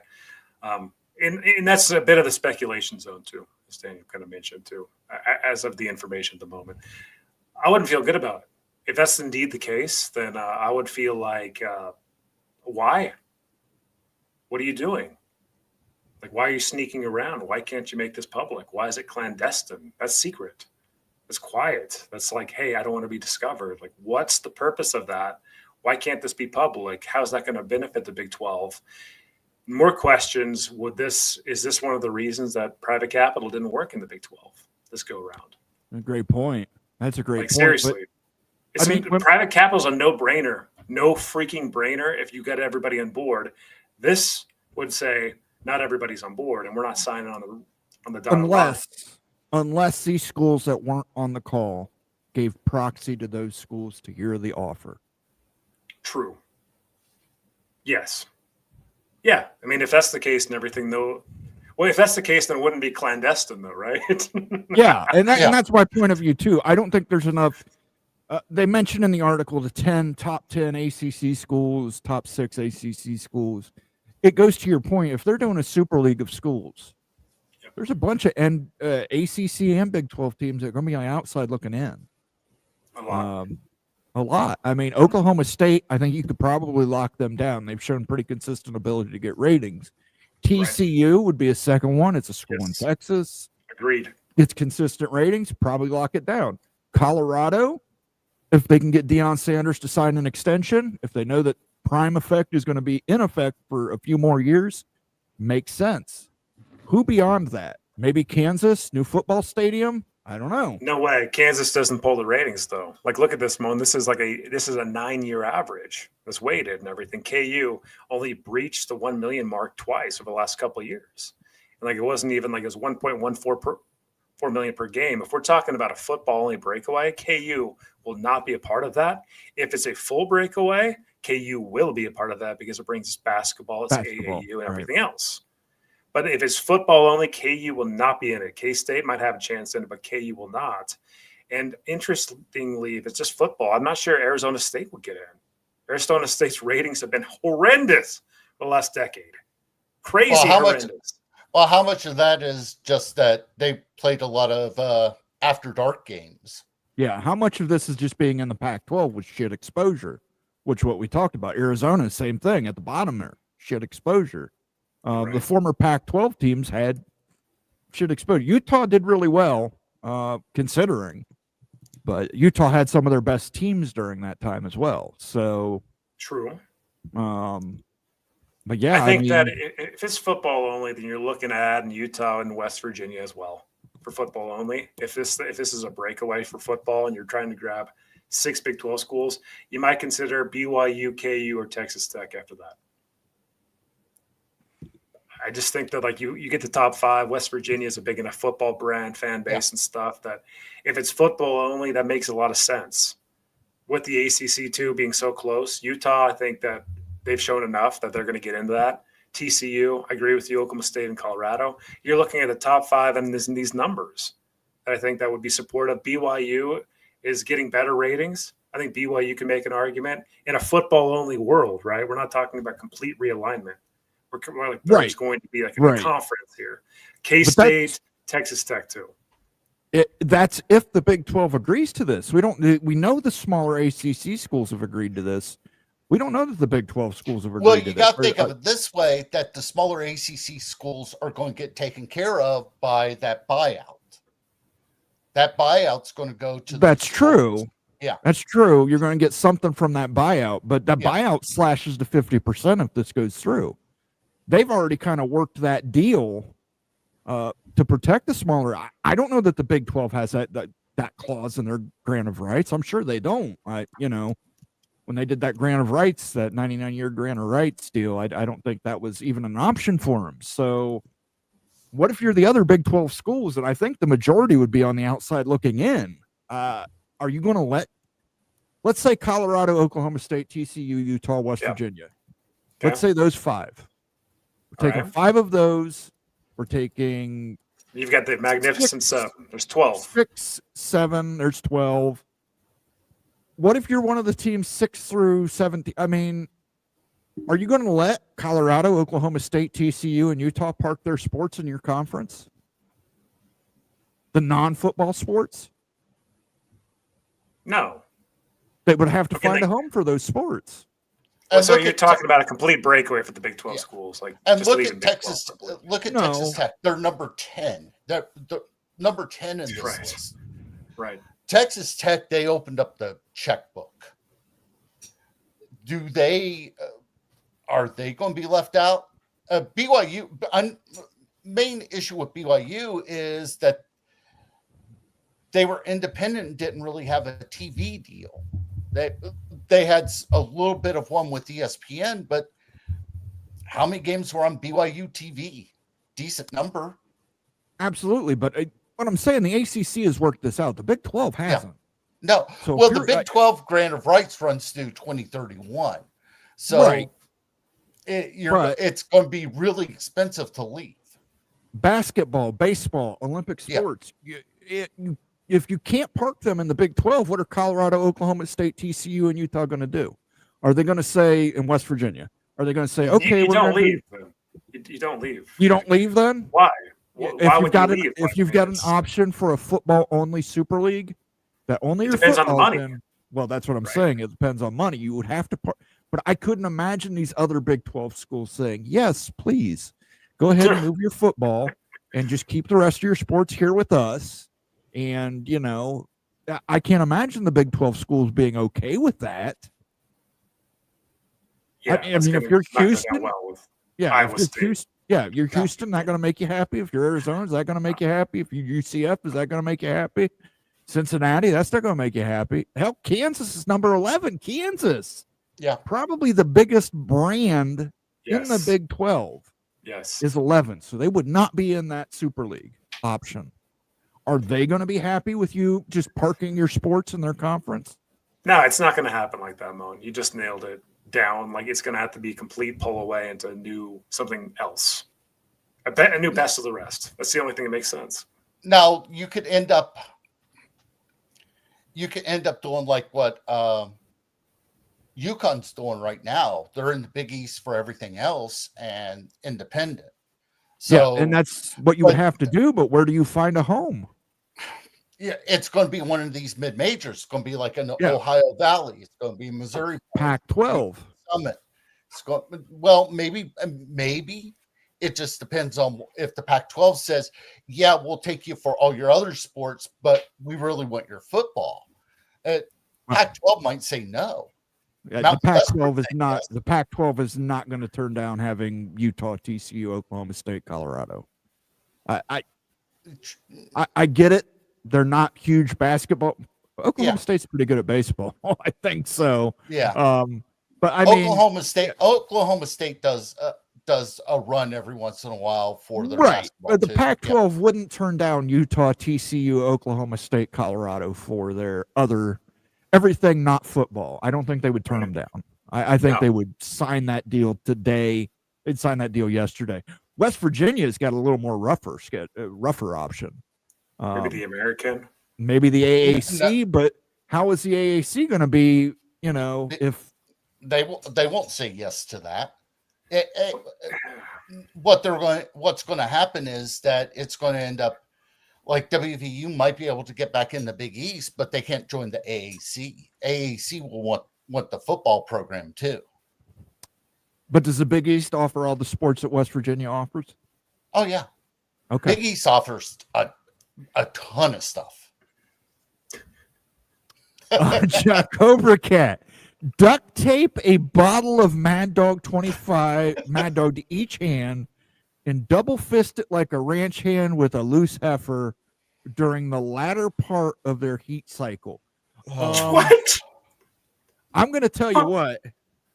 I had my neighbor had calves growing up, and one time we had to I don't know, sometimes if you're raising a male cow for meat, one of the things they do is they take the nuts off of the cow. And the way they do that is with Cheerios. At least that's what my neighbor thought at the time. He said, "What are you going to do with these little Cheerios, Dad? Feed them to the calves while you're doing that?" They were not Cheerios. They were rubber bands. And let me tell you something. When that rubber band hit that cow's nuts, holy shit. Nobody would have stayed on for 8 minutes. Nobody. So I don't know what a loose heifer during the latter part of their heat cycle is, but if it was a male calf getting sterilized, as it were, to make the meat taste better, I can imagine. But yeah, I don't think we're going to find anybody who's going to duct tape the bottle for us, because you can't duct tape a bottle to each hand. Too hard. This is definitely like the top 3 super chat craziness I've ever seen here. I got to read this. Absolutely. Just listen to this. Let me read it. You listen to this, okay? Duct tape a bottle of Mad Dog to each hand and double fist it like a ranch hand with a loose heifer during the latter part of their heat cycle. Yeah, see, I don't know. Stormy Cyclone, I don't know if Stormy Cyclone has calves. Stormy, if you're there in the chat, let me know if you have calves and you've ever seen them defenestrated before. That's the only thing I can compare it to. I don't know what a heifer and heat.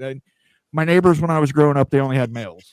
So they'd buy 2 males for beef. So, and we got to watch the joy of them getting the being happy. Yeah, getting the Cheerios attached to them, as it were. Yeah. Yeah, at that point, I was like, I started looking at my neighbor John a little differently after that point. I started, making sure I kept my hand on some stuff just in case he had any of them Cheerios left. All right, let's get to some more comments here, guys. I want to get some comments in here. You has Spectrum too. Nah. Tempest says computers for dummies. That's what they're using over at StreamYard. That's for sure. Wild Ute rebooting. Need a new computer for this dummy. Don't worry. StreamYard won't work on it either. StreamYard's going to file for unemployment because that bitch don't work. Moen's on his, what is it, your 6th browser? I'm on my 6th browser, and I've had to do 15 steps to make StreamYard a program we pay for. And you can tell you it's not cheap what we pay for this program to work. And their solution is just turn off all your extensions and don't use the virtual background you pay for. Stop trying to use these paid-for features. What the hell are you thinking?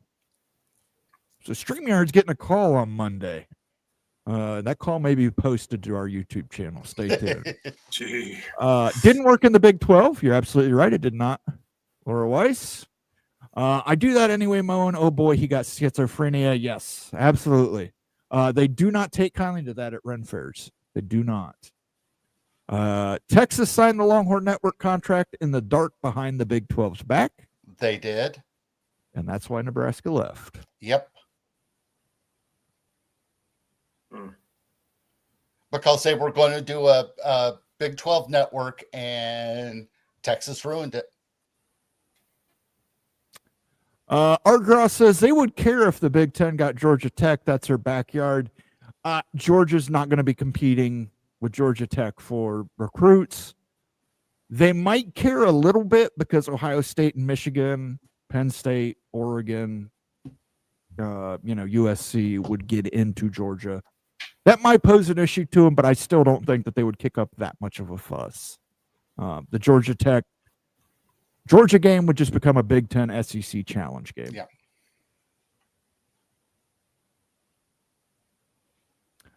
Jags owner Shad Khan 50-50 with the city of Jacksonville on other new stadium. Is that an NFL stadium? Yeah. Yeah, they're rebuilding what was formerly the Gator Bowl. I can't remember the corporate name that's on it right now. They rebuilt it whenever the Jags came in, and now they're going to basically tear it down again and build a new one. I find it odd that Shad Khan is 50-50 because what I was always told was the NFL has it in its bylaws. Owners cannot pay for stadiums. They have to come from cities and states and taxpayer money, that they could not put any money towards a stadium. Now, Mark Davis put $500 million into the stadium there in Las Vegas. The York family put in, it was like $600 million for the stadium that the Niners play in San Jose, something like that. So they've cut money on stadiums. Mark Davis needs to invest $20 and get a real haircut. Mark Davis has the worst haircut in America. I can't believe he pays anybody for that. I'd have to think somebody would pay him to walk around looking like that. And just so people know, the staff at UF have said they would not block Florida State. No, I don't see a reason why they would. Florida State to the Big Ten, guys. All right, guys, let's sing. You know what? I didn't play a sounder for Jacobra Cat. We'll play a sounder for Jacobra Cat. Look at this guy, so hopped up on goofballs and grass, he's got no idea what's going on. And then Laura Weiss, a very valued member here on the College Football Mafia. It is her birthday tomorrow, gentlemen. Let's give her a cheer.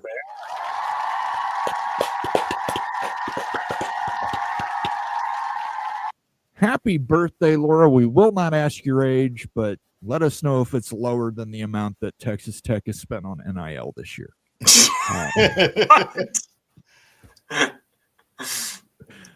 Art Gross says, don't forget to leave out milk and cookies for Mel Gibson. Sort of like the same thing that we do for Bruce Willis on Christmas. Yeah, we could make some cuts of some Mel Gibson tape and put it on the soundboard. But we won't do that. Needless to say, it involved a rose garden. Wasn't Oregon the eyeballs in the pack? USC, Oregon, then Washington. Yeah. I will say this.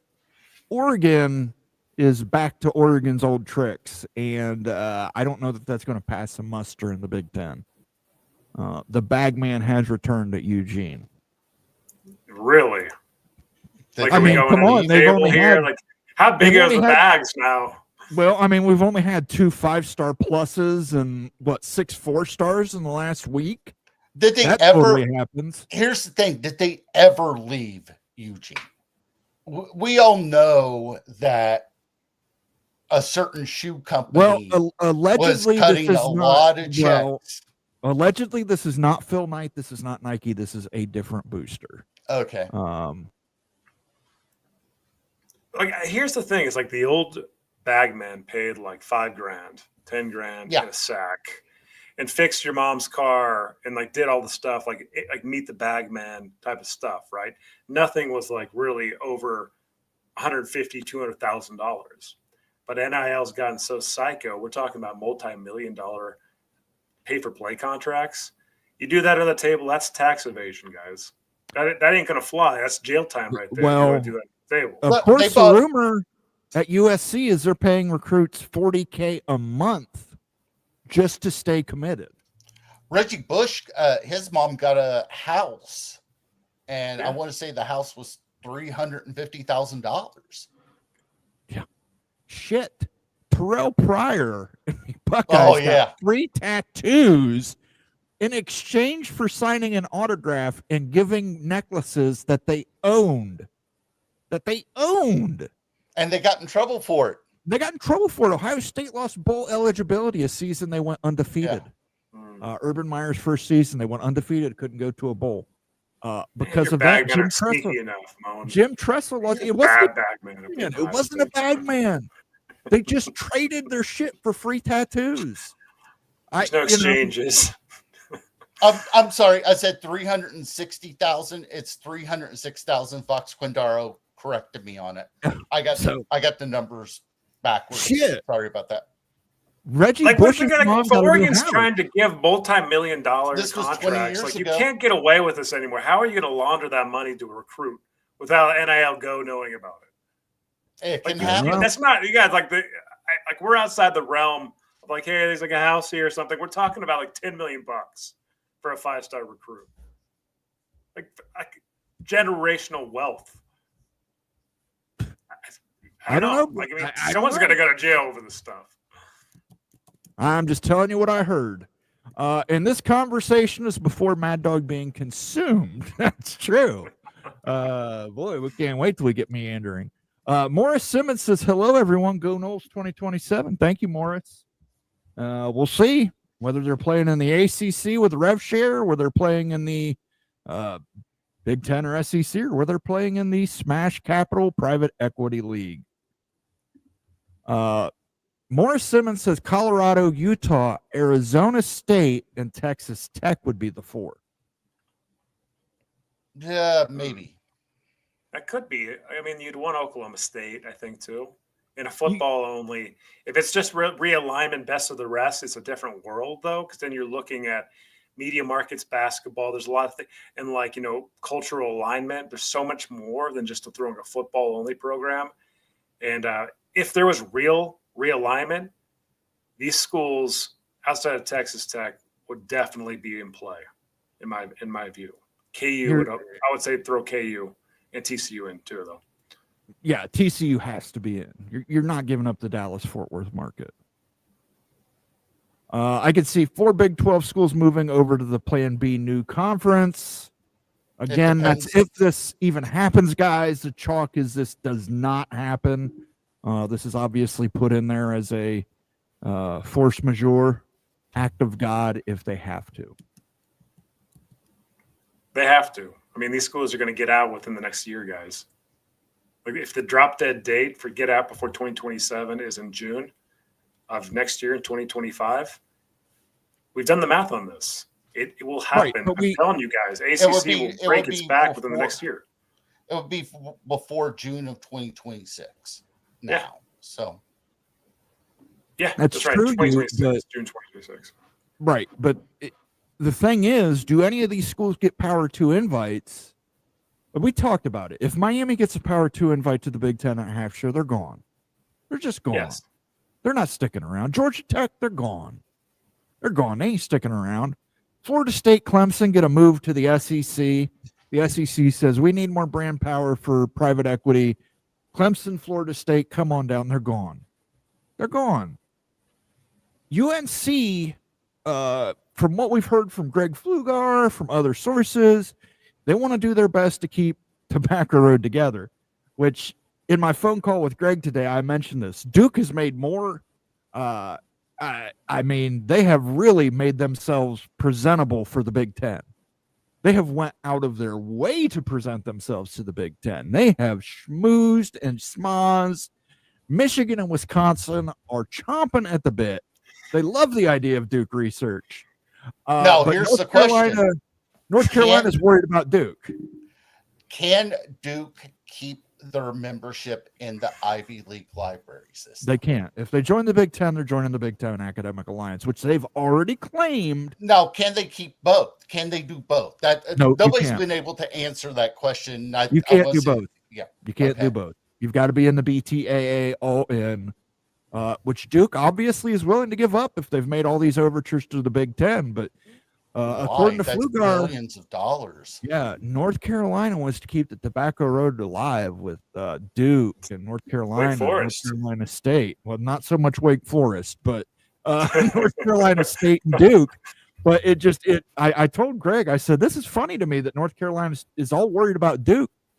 Duke is basically saying to the Big Ten, take me.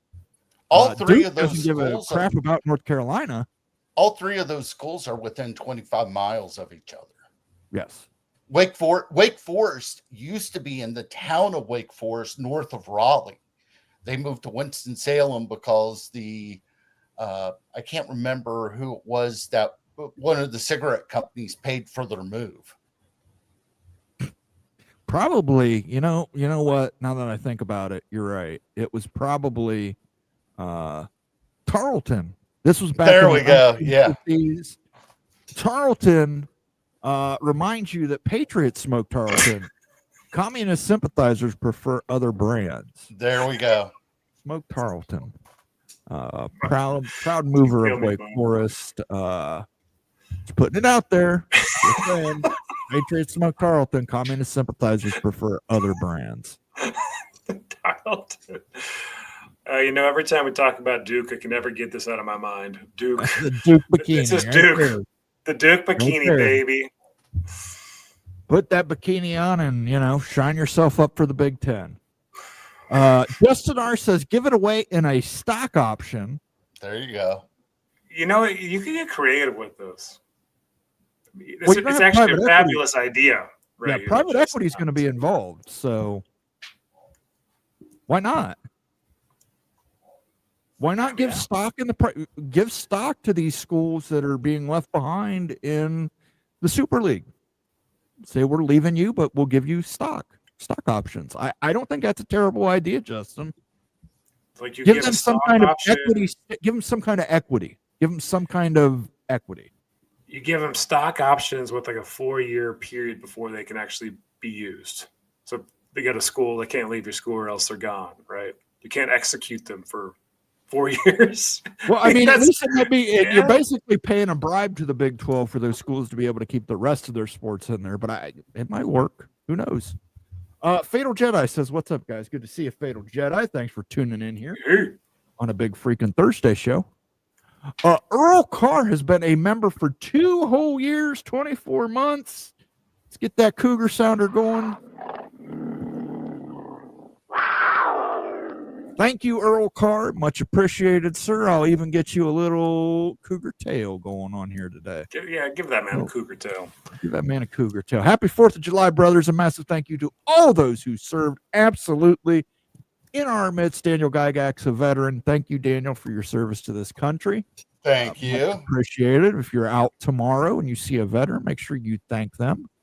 As well as Becky Go Huskies and Sergeant Pickles, both members of the College Football Mafia family, both proud veterans. We thank them for their service as well. Navy and Marines. Absolutely. Thank you for bringing that up, Earl Carr. Much appreciated, sir. And then we've got another super chat from MBM. Man, you don't have to hit us with all these super chat. Tarleton, anything less than just a cigarette. That's right.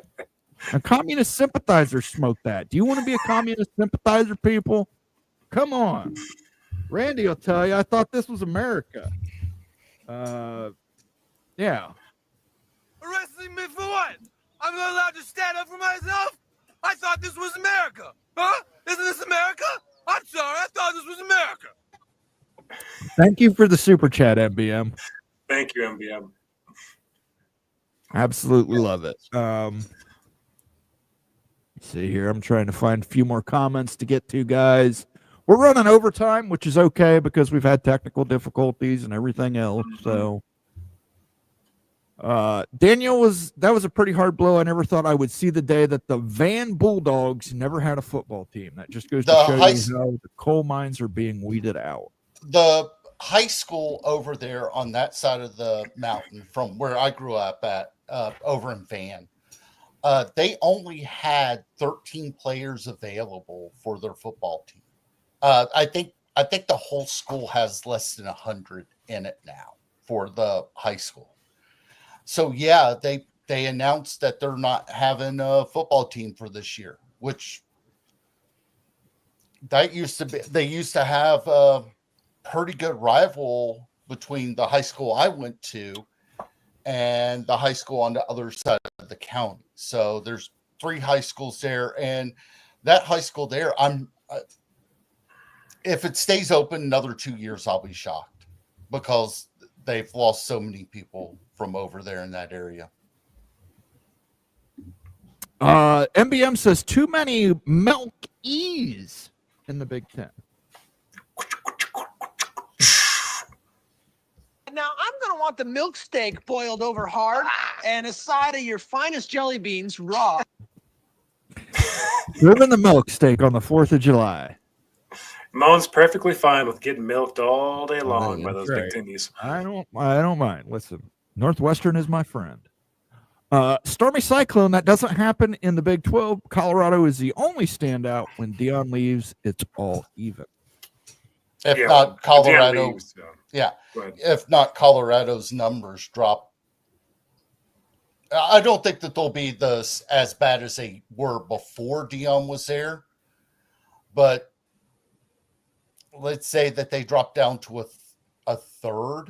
That still puts them about $1 million per game. That's about average for the Big 12. I have no idea the lasting impact this like Sanders is going to have for Colorado. Their numbers were atrocious in the Pac-12, the worst numbers in the Pac-12. Yeah, I don't know the numbers before in the Big 12, before the Pac-12 era, but if it goes back to anything like it was, then the party's over. And like the question for Colorado, is it Prime or is it the brand getting built? I don't know the answer to that. We won't know until Prime leaves. Tempest says might as well get Elon Musk to be in a conference too. If he wants to cut that check to WVU, I'll take it. I say, considering we just had our debt ceiling raised by $4 trillion, I don't think Elon Musk is very capable. And then Tempest says those numbers confuse me. Yeah. Colorado's number 1. Oklahoma State number 2. Laura Weiss says Texas Tech was bad for 6 of those years. I know, but it's a 9-year period, guys. It's a decade. There's no excuses. It's a large sample size here. And Texas Tech has a loyal fan base, and those numbers always shock me because you would think Texas Tech would have a lot better viewership. Well, when you're having a bad season, a lot of people check out. So if you're 3-5, they're going to check out. I mean, that's what happened with WVU. I like your enthusiasm, Texas State guy, but Washington State, Oregon State, and the G6 and the rest non-football ACC schools want to join the Big 12 too. And then Tempest says, looks like Colorado only got the views due to Dion. Absolutely true. Yeah. But they've also landed some pretty damn good recruits because of Dion as well. 5-star quarterback coming in. So, I mean, look, Colorado spent a lot of money to get Deion Sanders, and it paid off for him. It paid off for him big. Yeah, dude. And if Dion was going to go anywhere, Dallas, there were rumors with Dion going to Dallas. Guaranteed Jerry Jones would have cut whatever check that Dion would want to go down to coach the Cowboys. Absolutely. Yeah. Listen, Deion's going to leave Colorado someday. The best hope for Colorado is they get 2 to 3 more years out of him. Yep. Let him build that program into a contender. Pass that off to somebody who can continue, just like Urban Meyer did with Utah. Passed it off to a Kyle Whittingham. Had it figured out. Chris Peterson did to Boise State, somewhat. Could you imagine what would happen if the Big Ten does this? The gap would be huge. You're absolutely right. it would be Ohio State, Michigan, Penn State, USC, Oregon. Those would be your top 5 in the Big Ten getting paid. But I don't think that'll ever happen. Devil Frog says, nothing to see here, just little old TCU punching above their weight class again. Yeah. Absolutely. Oklahoma State, TCU, the model of consistency. Also, That's you important. got to remember TCU was in that national championship game too. That's true. TCU seems to be like some of the most disrespected programs in the Big 12. For as good as they've been, for their market and everything else, like not getting the attention they deserve. Absolutely. I will always love TCU for beating Michigan.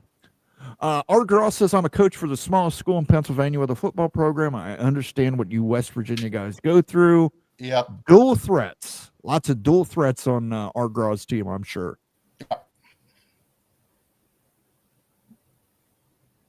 Tempest says, Green Apple, y'all are going to be sick. Yes, we know. And then Tempest says, Crystal Meth Lab. Just a reminder, one of the reviews said this. Stop it, Mo. 2020, or as it's known, Mad Dog. I mean, you could even say that this is like the Kool-Aid Man Sweat if he was running a meth lab.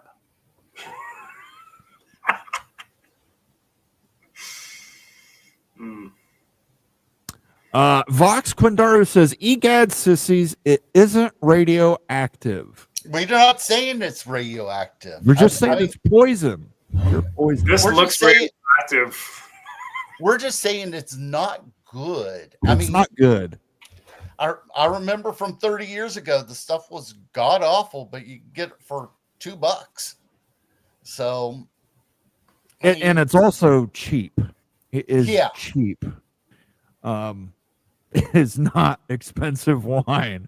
I got that for a $10 bill, and I got change back, guys. I mean, it's not. It was $6.99 for mine. It was $6.51, I think, for mine with tax. Yeah. So it is not. Yeah. Like the 375 milliliter bottles, they sell that for like $2.99.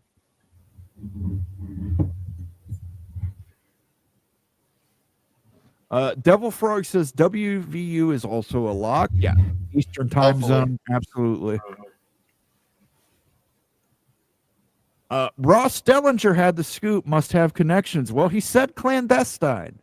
You don't say clandestine if everybody's in there on the call.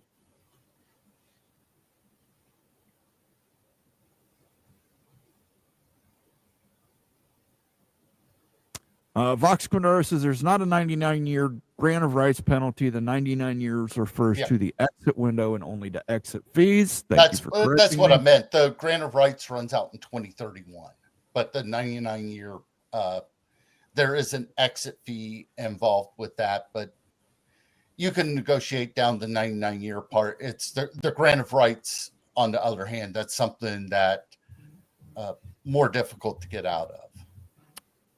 Jose says Oklahoma State Elite Wrestling. I agree with you. Yes, Oklahoma State has an elite wrestling program, but if they join this football-only super conference, where do they park wrestling?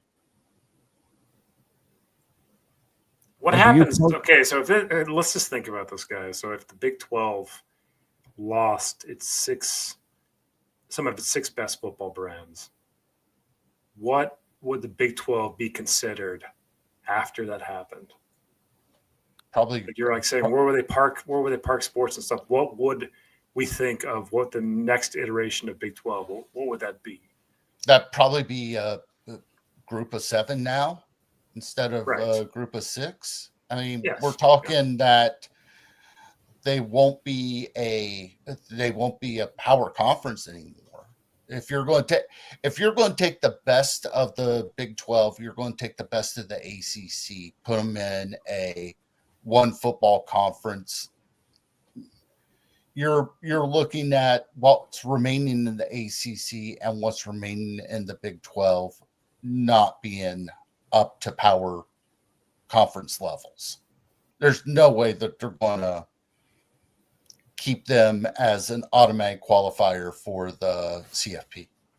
Right. And so then like your options, if you're Big 12, then you look at Boise State, Wazoo, Oregon State, and then you have to make the determination if like having sports other than football are worth having in for your Colorado's, TCU's, Utah's. Maybe it still makes sense. Maybe having those basketball, whatever, makes sense more than adding other candidates. It's not as dicey as maybe we're making it out to be. Maybe not. James Davis says, no, don't give him a cougar tail, then he will miss 7 games. There you go. You get your rim shot, James Davis, for that joke. Nick Boardman says, what's the significance of 7-Eleven? 7-Eleven, we're going MD 2020 crazy. Next Friday. Ryan, Willie, MBM have paid for us to drink Mad Dog 2020 Blue Raspberry. We've got 4 commitments now. I got to check with Rock and Rant and see what he wants to do. Becky's in, I'm in. Yeah, we've got several content creators that want to jump on board. We're waiting to see if we can accommodate that, if possible. So tune in next Friday, a week from tomorrow, and that'll be 7-Eleven. We're going to be doing a special show, a super spectacular, thanks to our MVPs, Ryan Willie and MBM. And speaking of MVPs, look at this. Whoa, MBM. Wow. Holy smokes. Second $200 super chat tonight, $400 total. The man's an MVP. He's giving us that internet money. Internet makes lots of money, so give us some of that money. Yeah, give us internet money. Absolutely. He is the one who's halfway funding 7-Eleven next week, so absolutely thank him for that. Also, you got to think of it this way, paying for the crappy StreamYard connection that we have. That's true. Yeah, that's true. Paying for StreamYard, who can't get their shit together, makes them. That was legitness. Yeah, it was. That wasn't the button I meant to press, but Winner. it makes him a winner as Give well. him the cowboy song.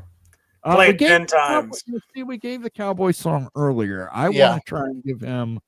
Let's do a little Cheech and Chong. Hey, man.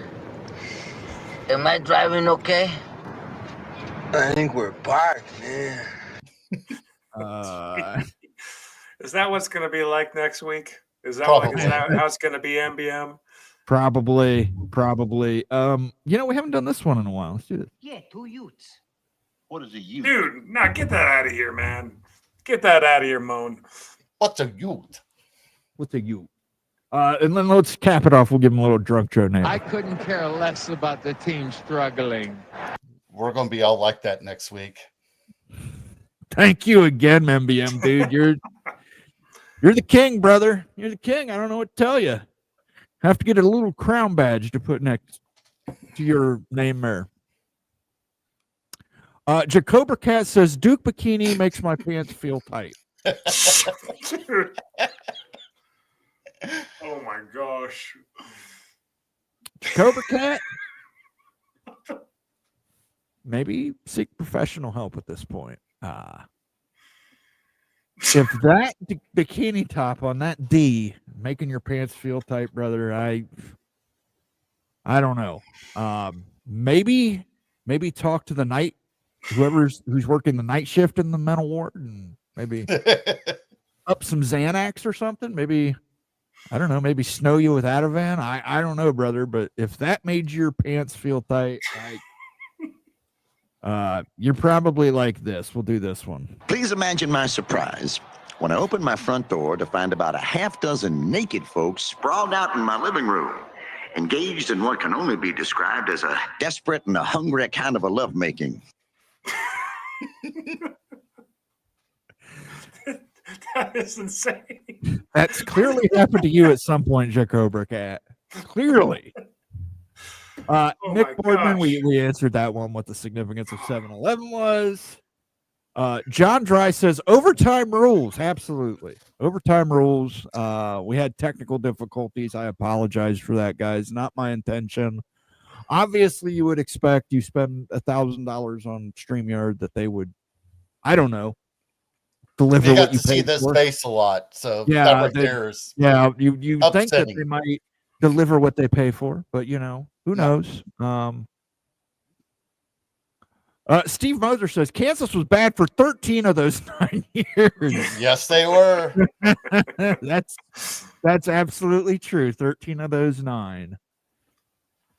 I wonder what the conversations between Oregon State and Jensen Wong Nvidia are like. He will not fund, from what I've been told, Rob Allen, he will not fund athletics. What? Academics are the only thing Correct. he will fund.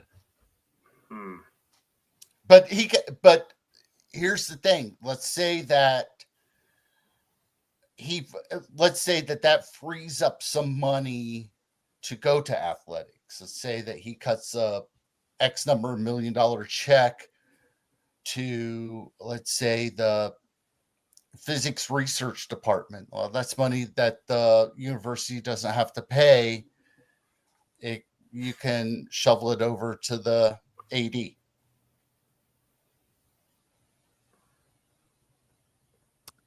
Shadur Sanders, the NFL failure. We don't know yet. We don't know yet, but Too the way soon. he drives, he should be playing at Georgia. Just saying.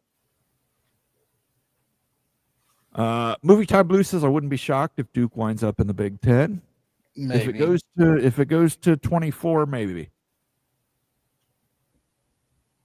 John Dry says, thanks for deciphering my gibberish, Mo. No problem. That's what I do.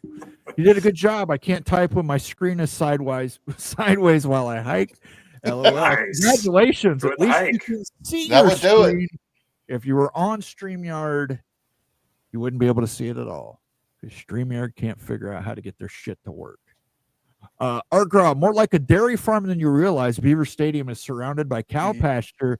Yes, Absolutely. it is. Believe it or not, Columbus got the name Cowtown because a journalist in a newspaper was writing about Ohio A&M. They had a pasture full of dairy cows, and he said he was writing from Cowtown, USA. Is that Ohio State's former name? Ohio A&M was the formerly Ohio State. They're in the middle of the campus at UC Davis. They have a full dairy farm in the middle of the campus. You drive right past it going into the university. They've got all the greenhouses, and they've got chickens there where they do poultry research. Most of the, let's say,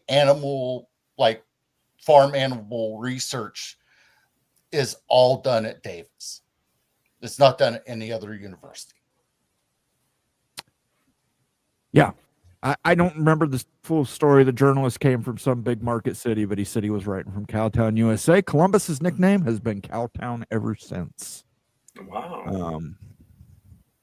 Tempest says, come on, you let it out. We know it's funny. I don't know what you were holding back. See you on 7-Eleven. There you go. See you on 7-Eleven's going to get a little weird and funky. I have no idea what's going to happen. Shit will definitely get weird. I've never tasted anything probably like this. No, you never will. You never will.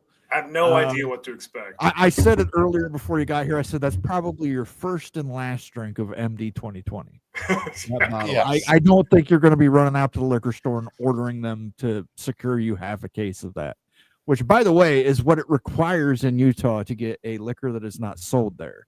You have to buy half a case of it. You have to commit to buying half a case of it. You'll never sell a half a case. You'll never sell half a case of it. Well, maybe we like it. You never know. Oh, I do have an alcohol story dealing with Utah.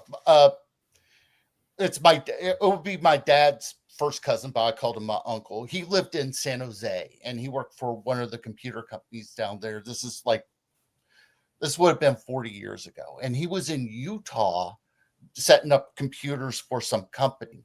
He calls his wife up saying, I can't get any good wine here. Can you mail me a couple of bottles? Take it over to the office. They'll pack it up. They'll label it computer parts and send it to me. So that box gets there to them in Utah, and they went in there. Mr. White, your computer parts are leaking. He's like, oh no. Red. Yeah, you gotta wrap it in a Utah scarf. That's a trick. Yeah, so that's it. Owen sent this package last night. I open it. It's this brown box, right? So going outside, it's like, okay, let's take a look at this and everything. Open it up. The first thing in there is like this facial cream. Like, I'm serious about this, like some facial cream. It was a skin cream set. Wasn't even and then like brand. And then there was a Ute scarf, right? That's a scarf, right? The scarf was for your wife, by the way. Don't be taking that scarf from her. Oh, and then there was this bottle of MD 2020. So I think that Mullen was insinuating that facial cream is needed after drinking this. That's exactly. I was like, oh my gosh, what did you put in this, man? The real story is I was gifted that skin cream set like 2 or 3 Christmases ago. And I just needed to pack the box so the bottle wouldn't rattle. So I just shoved that in there. So if I have bad skin, people, I know it. I know I got bad skin. And like when I got that gift, they were surprised I wasn't more pleased. I'm like, it's like, hey, Jesus dude, Christ, that's a little bit of a freaking insult on Christmas. Here you've got bad skin. I know I've got bad skin. I don't need your skincare cream set. Give me some booze or something. Jeez, you know. And I got them something nice too. That oh. Was that a Christmas present, or was that like a white elephant gift? That was a Christmas. No, that wasn't white Someone elephant. gave you that for Christmas? Somebody gave me that for Christmas, and then was shocked that I wasn't more pleased. And it's like, you're basically saying, Jesus, you got some bad skin, asshole. Have this. It's like, what the hell is wrong with you? That's like a terrible gift to give someone at Christmas. I mean, you know, might as well just give me a sign that says you're an ugly somebody that motherfucker. really liked that and you knew it. Yeah. You get that, but like not just like some random. Was it wrapped? Yeah. It was from a sister-in-law. She's not my favorite sister-in-law, by the way. I mean, it's pretty comprehensive, all the skin stuff in that. Man. I know. Products. Like, I mean, that'd be like it's like giving somebody mouthwash at Christmas. It's like you got shitty breath. She's like, "Oh, here you go. I thought you would like this. You've got shitty skin." I've had shitty skin since I was a teenager. I can't help it. I sweat a lot. I'm a big fat guy. MBM, you are a superstar tonight. Hats off. Absolutely. MBM Absolutely is the MVP of tonight. I don't know what I could play that would make up what he has done tonight. He is awesome. He is part of the reason we're doing 7-Eleven next week. He's dropping milk, man. Give him the milk song. He needs the milk rap. Well, you know what? We haven't played the milk song in a while. Let's go ahead and see if we can find the special Ute sucking remix. They've been sucking you, and sucking you. They've been sucking you, and sucking you. They've been sucking you, and sucking you. If you're sick of it, I get it. They've been sucking you, and sucking you. They've been sucking you, and sucking you. They've been sucking you, and sucking you. If you're sick of it, I get it. Absolutely. And thank you to everybody in the chat who's been a superstar tonight. We've been getting great chat comments. Sorry we couldn't get to more of them, but we get meandering sometimes. And, you know, one thing leads to another, and then we find ourselves awake in a van, a hippie van in Kansas at a gas station looking for a map of Ohio. Not to be confused with living in a van down by the river. Absolutely. Funny story. When I was 18, I worked night shift at a gas station when I was in college. Had guys roll in a hippie van. One guy gets out and looks at a map. Says, "Where are we?" I said the name of the town. He said, "Oh, okay, in Pennsylvania." I said, "You're not in Pennsylvania. You're in Ohio." He went outside and said, "Holy shit, guys, we're in Ohio." They were a little lost. So, yeah. They needed, that was back in the days where you didn't just have a phone on you that could tell you directions. They needed to get a map. And they were looking for a map of a town in Pennsylvania that I don't think exists in Pennsylvania because they were in Ohio. And it's not like I was close to the Pennsylvania border, people. It was like an hour and a half drive. So they found their way there. I have no idea. But yeah, he definitely looked like a guy that you would see in a Grateful Dead parking lot for a concert. Vox Quindaro says Brockmire was amazing. Absolutely overlooked TV show. Hank Azaria, Brockmire. I think it's on AMC Plus. First season is perfect. Second season, it starts going downhill. Mullen needs some sun. I need to wear sunglasses. Listen, didn't you just hear me? Mullen has bad skin. Yeah. Sun is my enemy.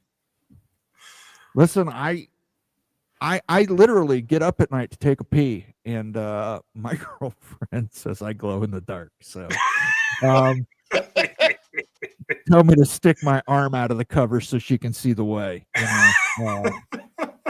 It is what it is. I'm just a pale dude. I sent someone something like that, Moen. I don't believe they still have it up. Mad Badger. We're going to play a lot of this next week. Oh, yeah. Yes. Youth's favorite sound.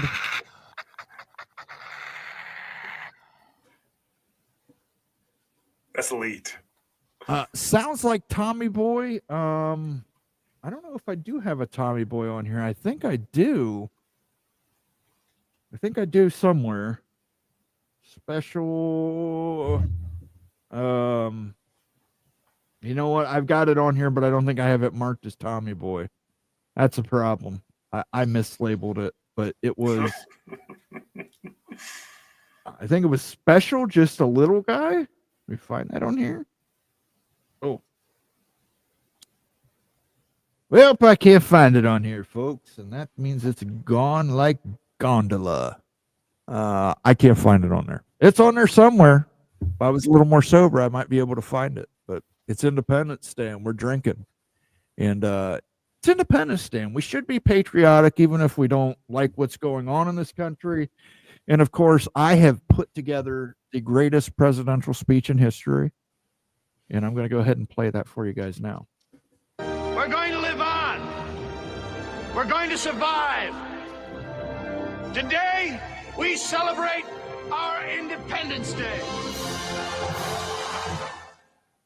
The Great Bull Pelt. Do you remember that back in 1996 when we could all, or 97, when we could all agree that we had to get together and stop those damn aliens for taking over the world? President Bill Pullman was up there giving that inspirational speech to everybody to fight the aliens. It was our Independence Day. Will Smith was telling them, welcome to Earth. You know, back when I mean, shit, it was a good summer blockbuster. You don't get summer blockbusters anymore, people. I don't know what it is. I don't know what it is. I watched that tonight. Yeah. Oh, Independence. Listen, dude, it's not a great movie. It's a great movie. We can accept it. It's a blockbuster. It's not a film. It's a movie. We can accept it. Bill Pullman's great acting was done in Spaceballs. Spaceballs as well, of course. Yes, absolutely. The Power of the Schwartz. They're making a sequel to Spaceballs, which, okay. I hope they don't screw it up.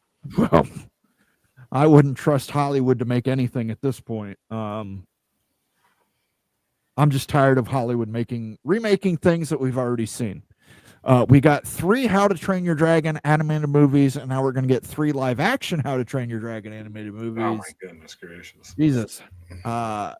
Disney, you know, how to, you know, the Lilo and Stitch. Now we've got live action Disney shit.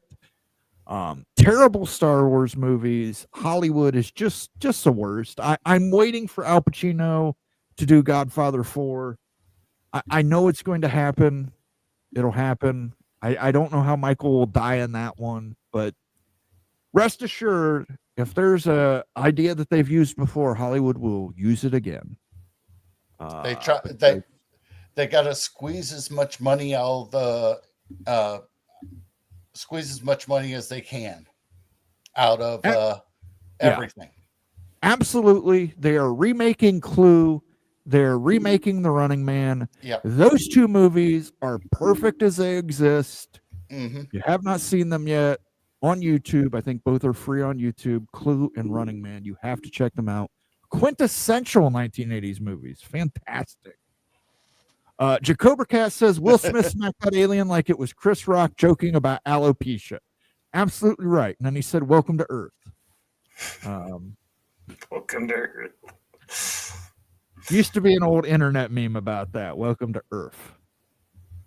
But thank you for bringing that up, Jacober Cat. Thank you for the super chat. Let's see. Oh, you know what? I've got some Will Smith on here somewhere. Special Miami Will Smith. He only welcomes aliens to Earth, but he's welcomed you to Miami, Jacober Cat. Thank you for the super chat. Much appreciated, sir. Absolute joke of a response by the Oscars. Let's ban him for 10 years. Will Smith is a shit actor.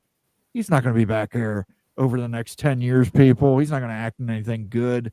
Shouldn't have won the Oscar for that role. Absolute joke. He doesn't have to. He can just sit there and he's making money off residuals. He can just sit at home and just count cash. Absolutely true. If you love terrible rap or terrible movies, Will Smith is your guy. He is a dual threat, as they call in the business. Thank you for that super chat, Jacober Cat. I'm still cracking up with Jacober Cat's Duke comment. The wild. We gotta pull that Duke super chat up again. That's the hardest I've cracked on a live show for a long time. I'm gonna have to ask some people about a heifer. Duke bikini makes my pants feel tight. I'm still gonna have to ask some people about a loose heifer during the latter part of their heat cycle. That one is a little baffling to me. Can't answer it. My neighbors, when I was growing up, always had steers and never had females or heifers. Interesting to see what that. Well, tune in on 7-Eleven, guys. 7-Eleven, that might happen. Might happen with 7-Eleven. Somebody winds up in a cow field chasing a loose heifer during the latter part of their heat cycle. I don't know what their heat cycle is, but you never know. Things get crazy around here. Things will get crazy around here on 7-Eleven. But you're the closest to a farm than probably what me and you are. It'd take me a drive to get to a farm. I'm closer to a state park. Okay. I can try and catch a bear, but that probably won't end well. No, they don't. Probably not. Black bears are not friendly. And Becky lives right in the middle of downtown Seattle, so she might try and wrestle somebody off of their electric scooter and then take off. Probably be at Crater Lake by Monday. I think that's what would happen with Becky. John Dry says soon the SEC will be gay. LOL. ESPN reference. I don't get that. Cobra Cat, that was a wonderful, wonderful, funny comment. Hollywood just remaking, can't think up original that's good. Absolutely right, Jose. That's a problem. I will give you a great mow and rant on that. The lack of originality in Hollywood, it is just bullshit. Too many great movies. I mean, look, go watch Clue from the 1980s. Fantastic movie, great script, great dialogue. I've got it on here. Movies, Clue. 1 + 2 + 2 + 1. There was only one shot that got the chandelier. That's 1 + 2 + 1 + 1. Even if you were right, that would be 1 + 1 + 2 + 1, not 1 + 2 + 1 + 1.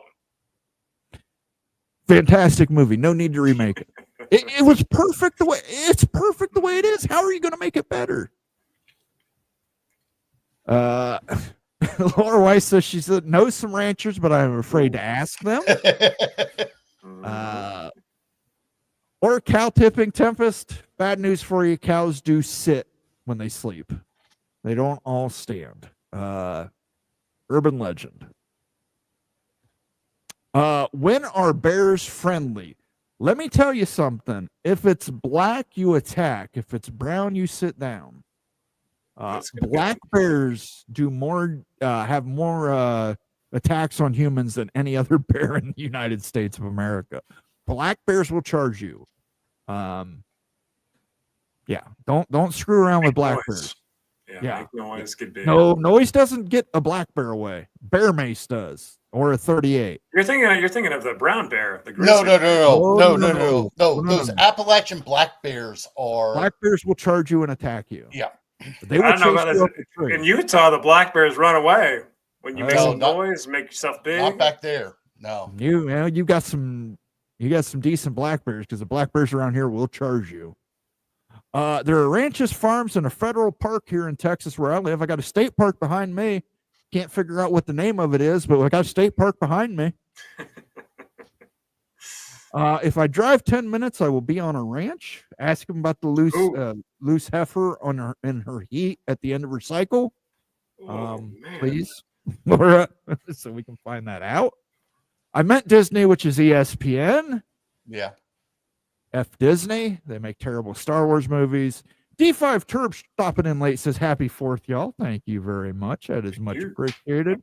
Cheer for America.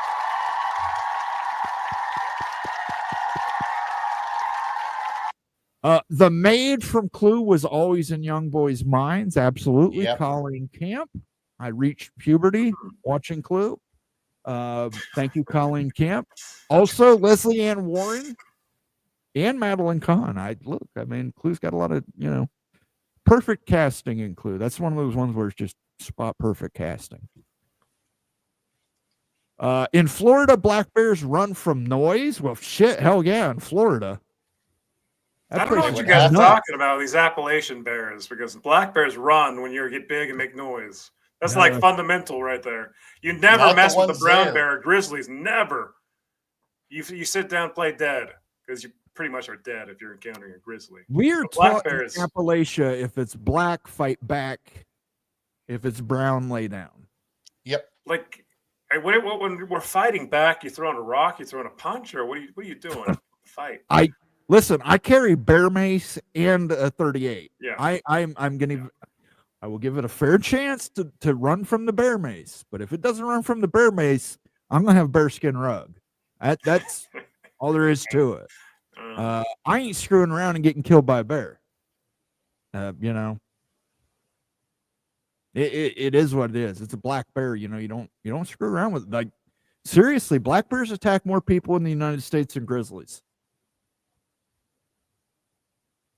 Just look up black bear attack video on YouTube. You'll see.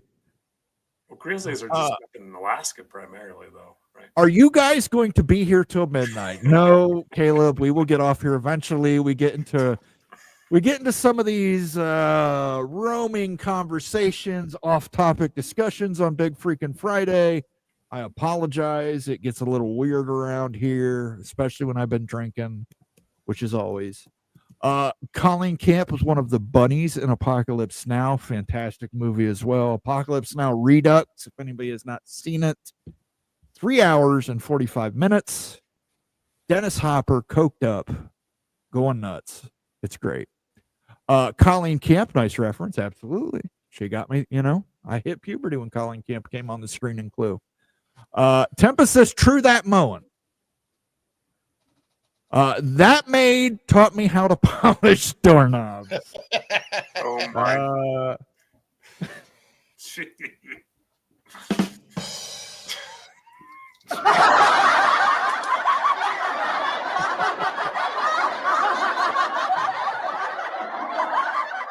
You and me both, Jacober. But Leslie Ann Warren, she had it going on too. And Madeline Kahn wasn't bad either. Don't forget about the cold polar bear from Minnesota. They call him Greg. Absolutely. Ice cold. He works at casinos. You guys must have small bears. Ooh. I don't care how big the bear is. I don't want to be attacked by a bear. I don't want to be attacked by a goddamn koala bear. They're pretty good size. It's a bear. It's an apex predator. I don't want to be attacked by it. Sorry. They're pretty good sized bears. Moen, you didn't read I got coyotes and gators. I got coyotes as well. I don't have any gators. Coyotes I can live with coyotes. Bears I can't live with. I don't want to get chased up a tree by. I'm a fat man. I ain't getting far up a tree, okay? I'm getting 8-foot tops. 8-foot tops, and that's with the adrenaline, guys. I cannot have a bear chase me up a tree. You might as well forget mowing after dark. It's going to be mowing in bear shit at that point.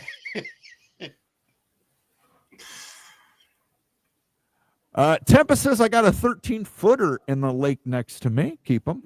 Dang. I got enough shit to run from in Ohio between the meth addicts and the bears. I got enough to run through. All right, guys, we've been going for almost 3 hours here, depending on when StreamYard wanted to work and didn't work.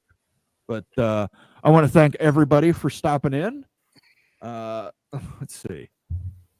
$100 super chat to watch Moen climb a tree. Jesus Christ, Chuck Cobra Cat. I can barely walk. I use a cane to walk. You think you're getting me up in a tree? Dude, I'm like 261 pounds. Like, I sweat in the morning taking a crap. You think I'm going to get up a tree? That just ain't happening, brother. You can pay me $100 to watch me try and climb a tree. You can pay that. I'll do that. But I ain't getting up that tree. On that too. Yeah, I ain't getting up that tree very far. Like I said, with the adrenaline kicking in, I might hit 8 foot in that tree. And that's about it. About that point, I'd be spent. But if you won't give me $100 to watch me try and climb a tree, it'd be just like gym class in the 8th grade all over again. Laura Weiss says, buy y'all carb up. We'll do that on MD 2020. Tempest, oh my, your sheriff is wild. Bears are for real. That's why Baylor chose the Bears. University of Austin chose a hamburger with legs. Don't choose food for your mascot. Nobody's going to barbecue a grizzly. Ooh, great. My friend actually shot a grizzly, and he did eat it. I was surprised that I wouldn't. I've had bear meat before. He had steak out of it. To me, it's like, I'm not going to trust it. Who knows what that bear was eating before. My sheriff is Grady Judge. Tree. Absolutely. But I'm not getting more than 8 foot in a tree, guys. I hate to tell you that.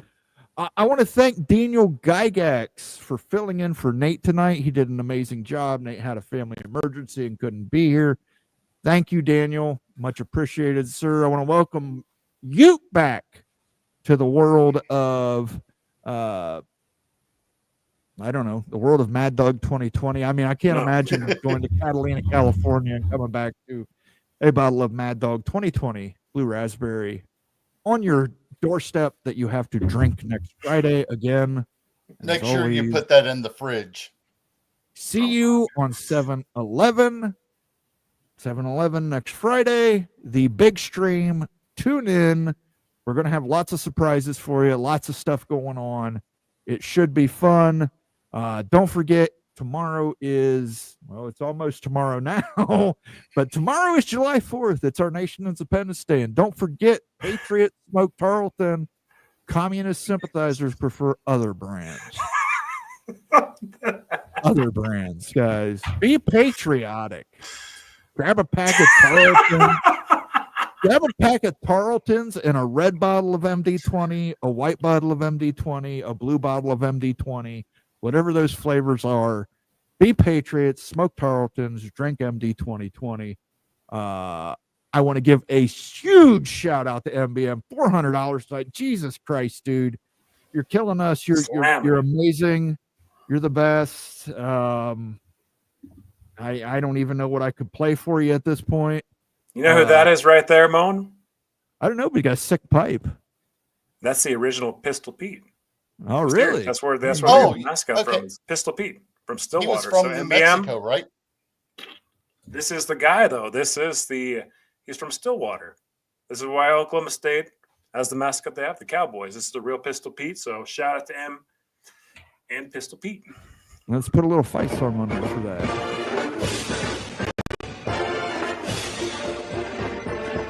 Yeah, the original Pistol Pete, he wasn't taking no shit. That's for sure. Yeah, he's pretty cool looking.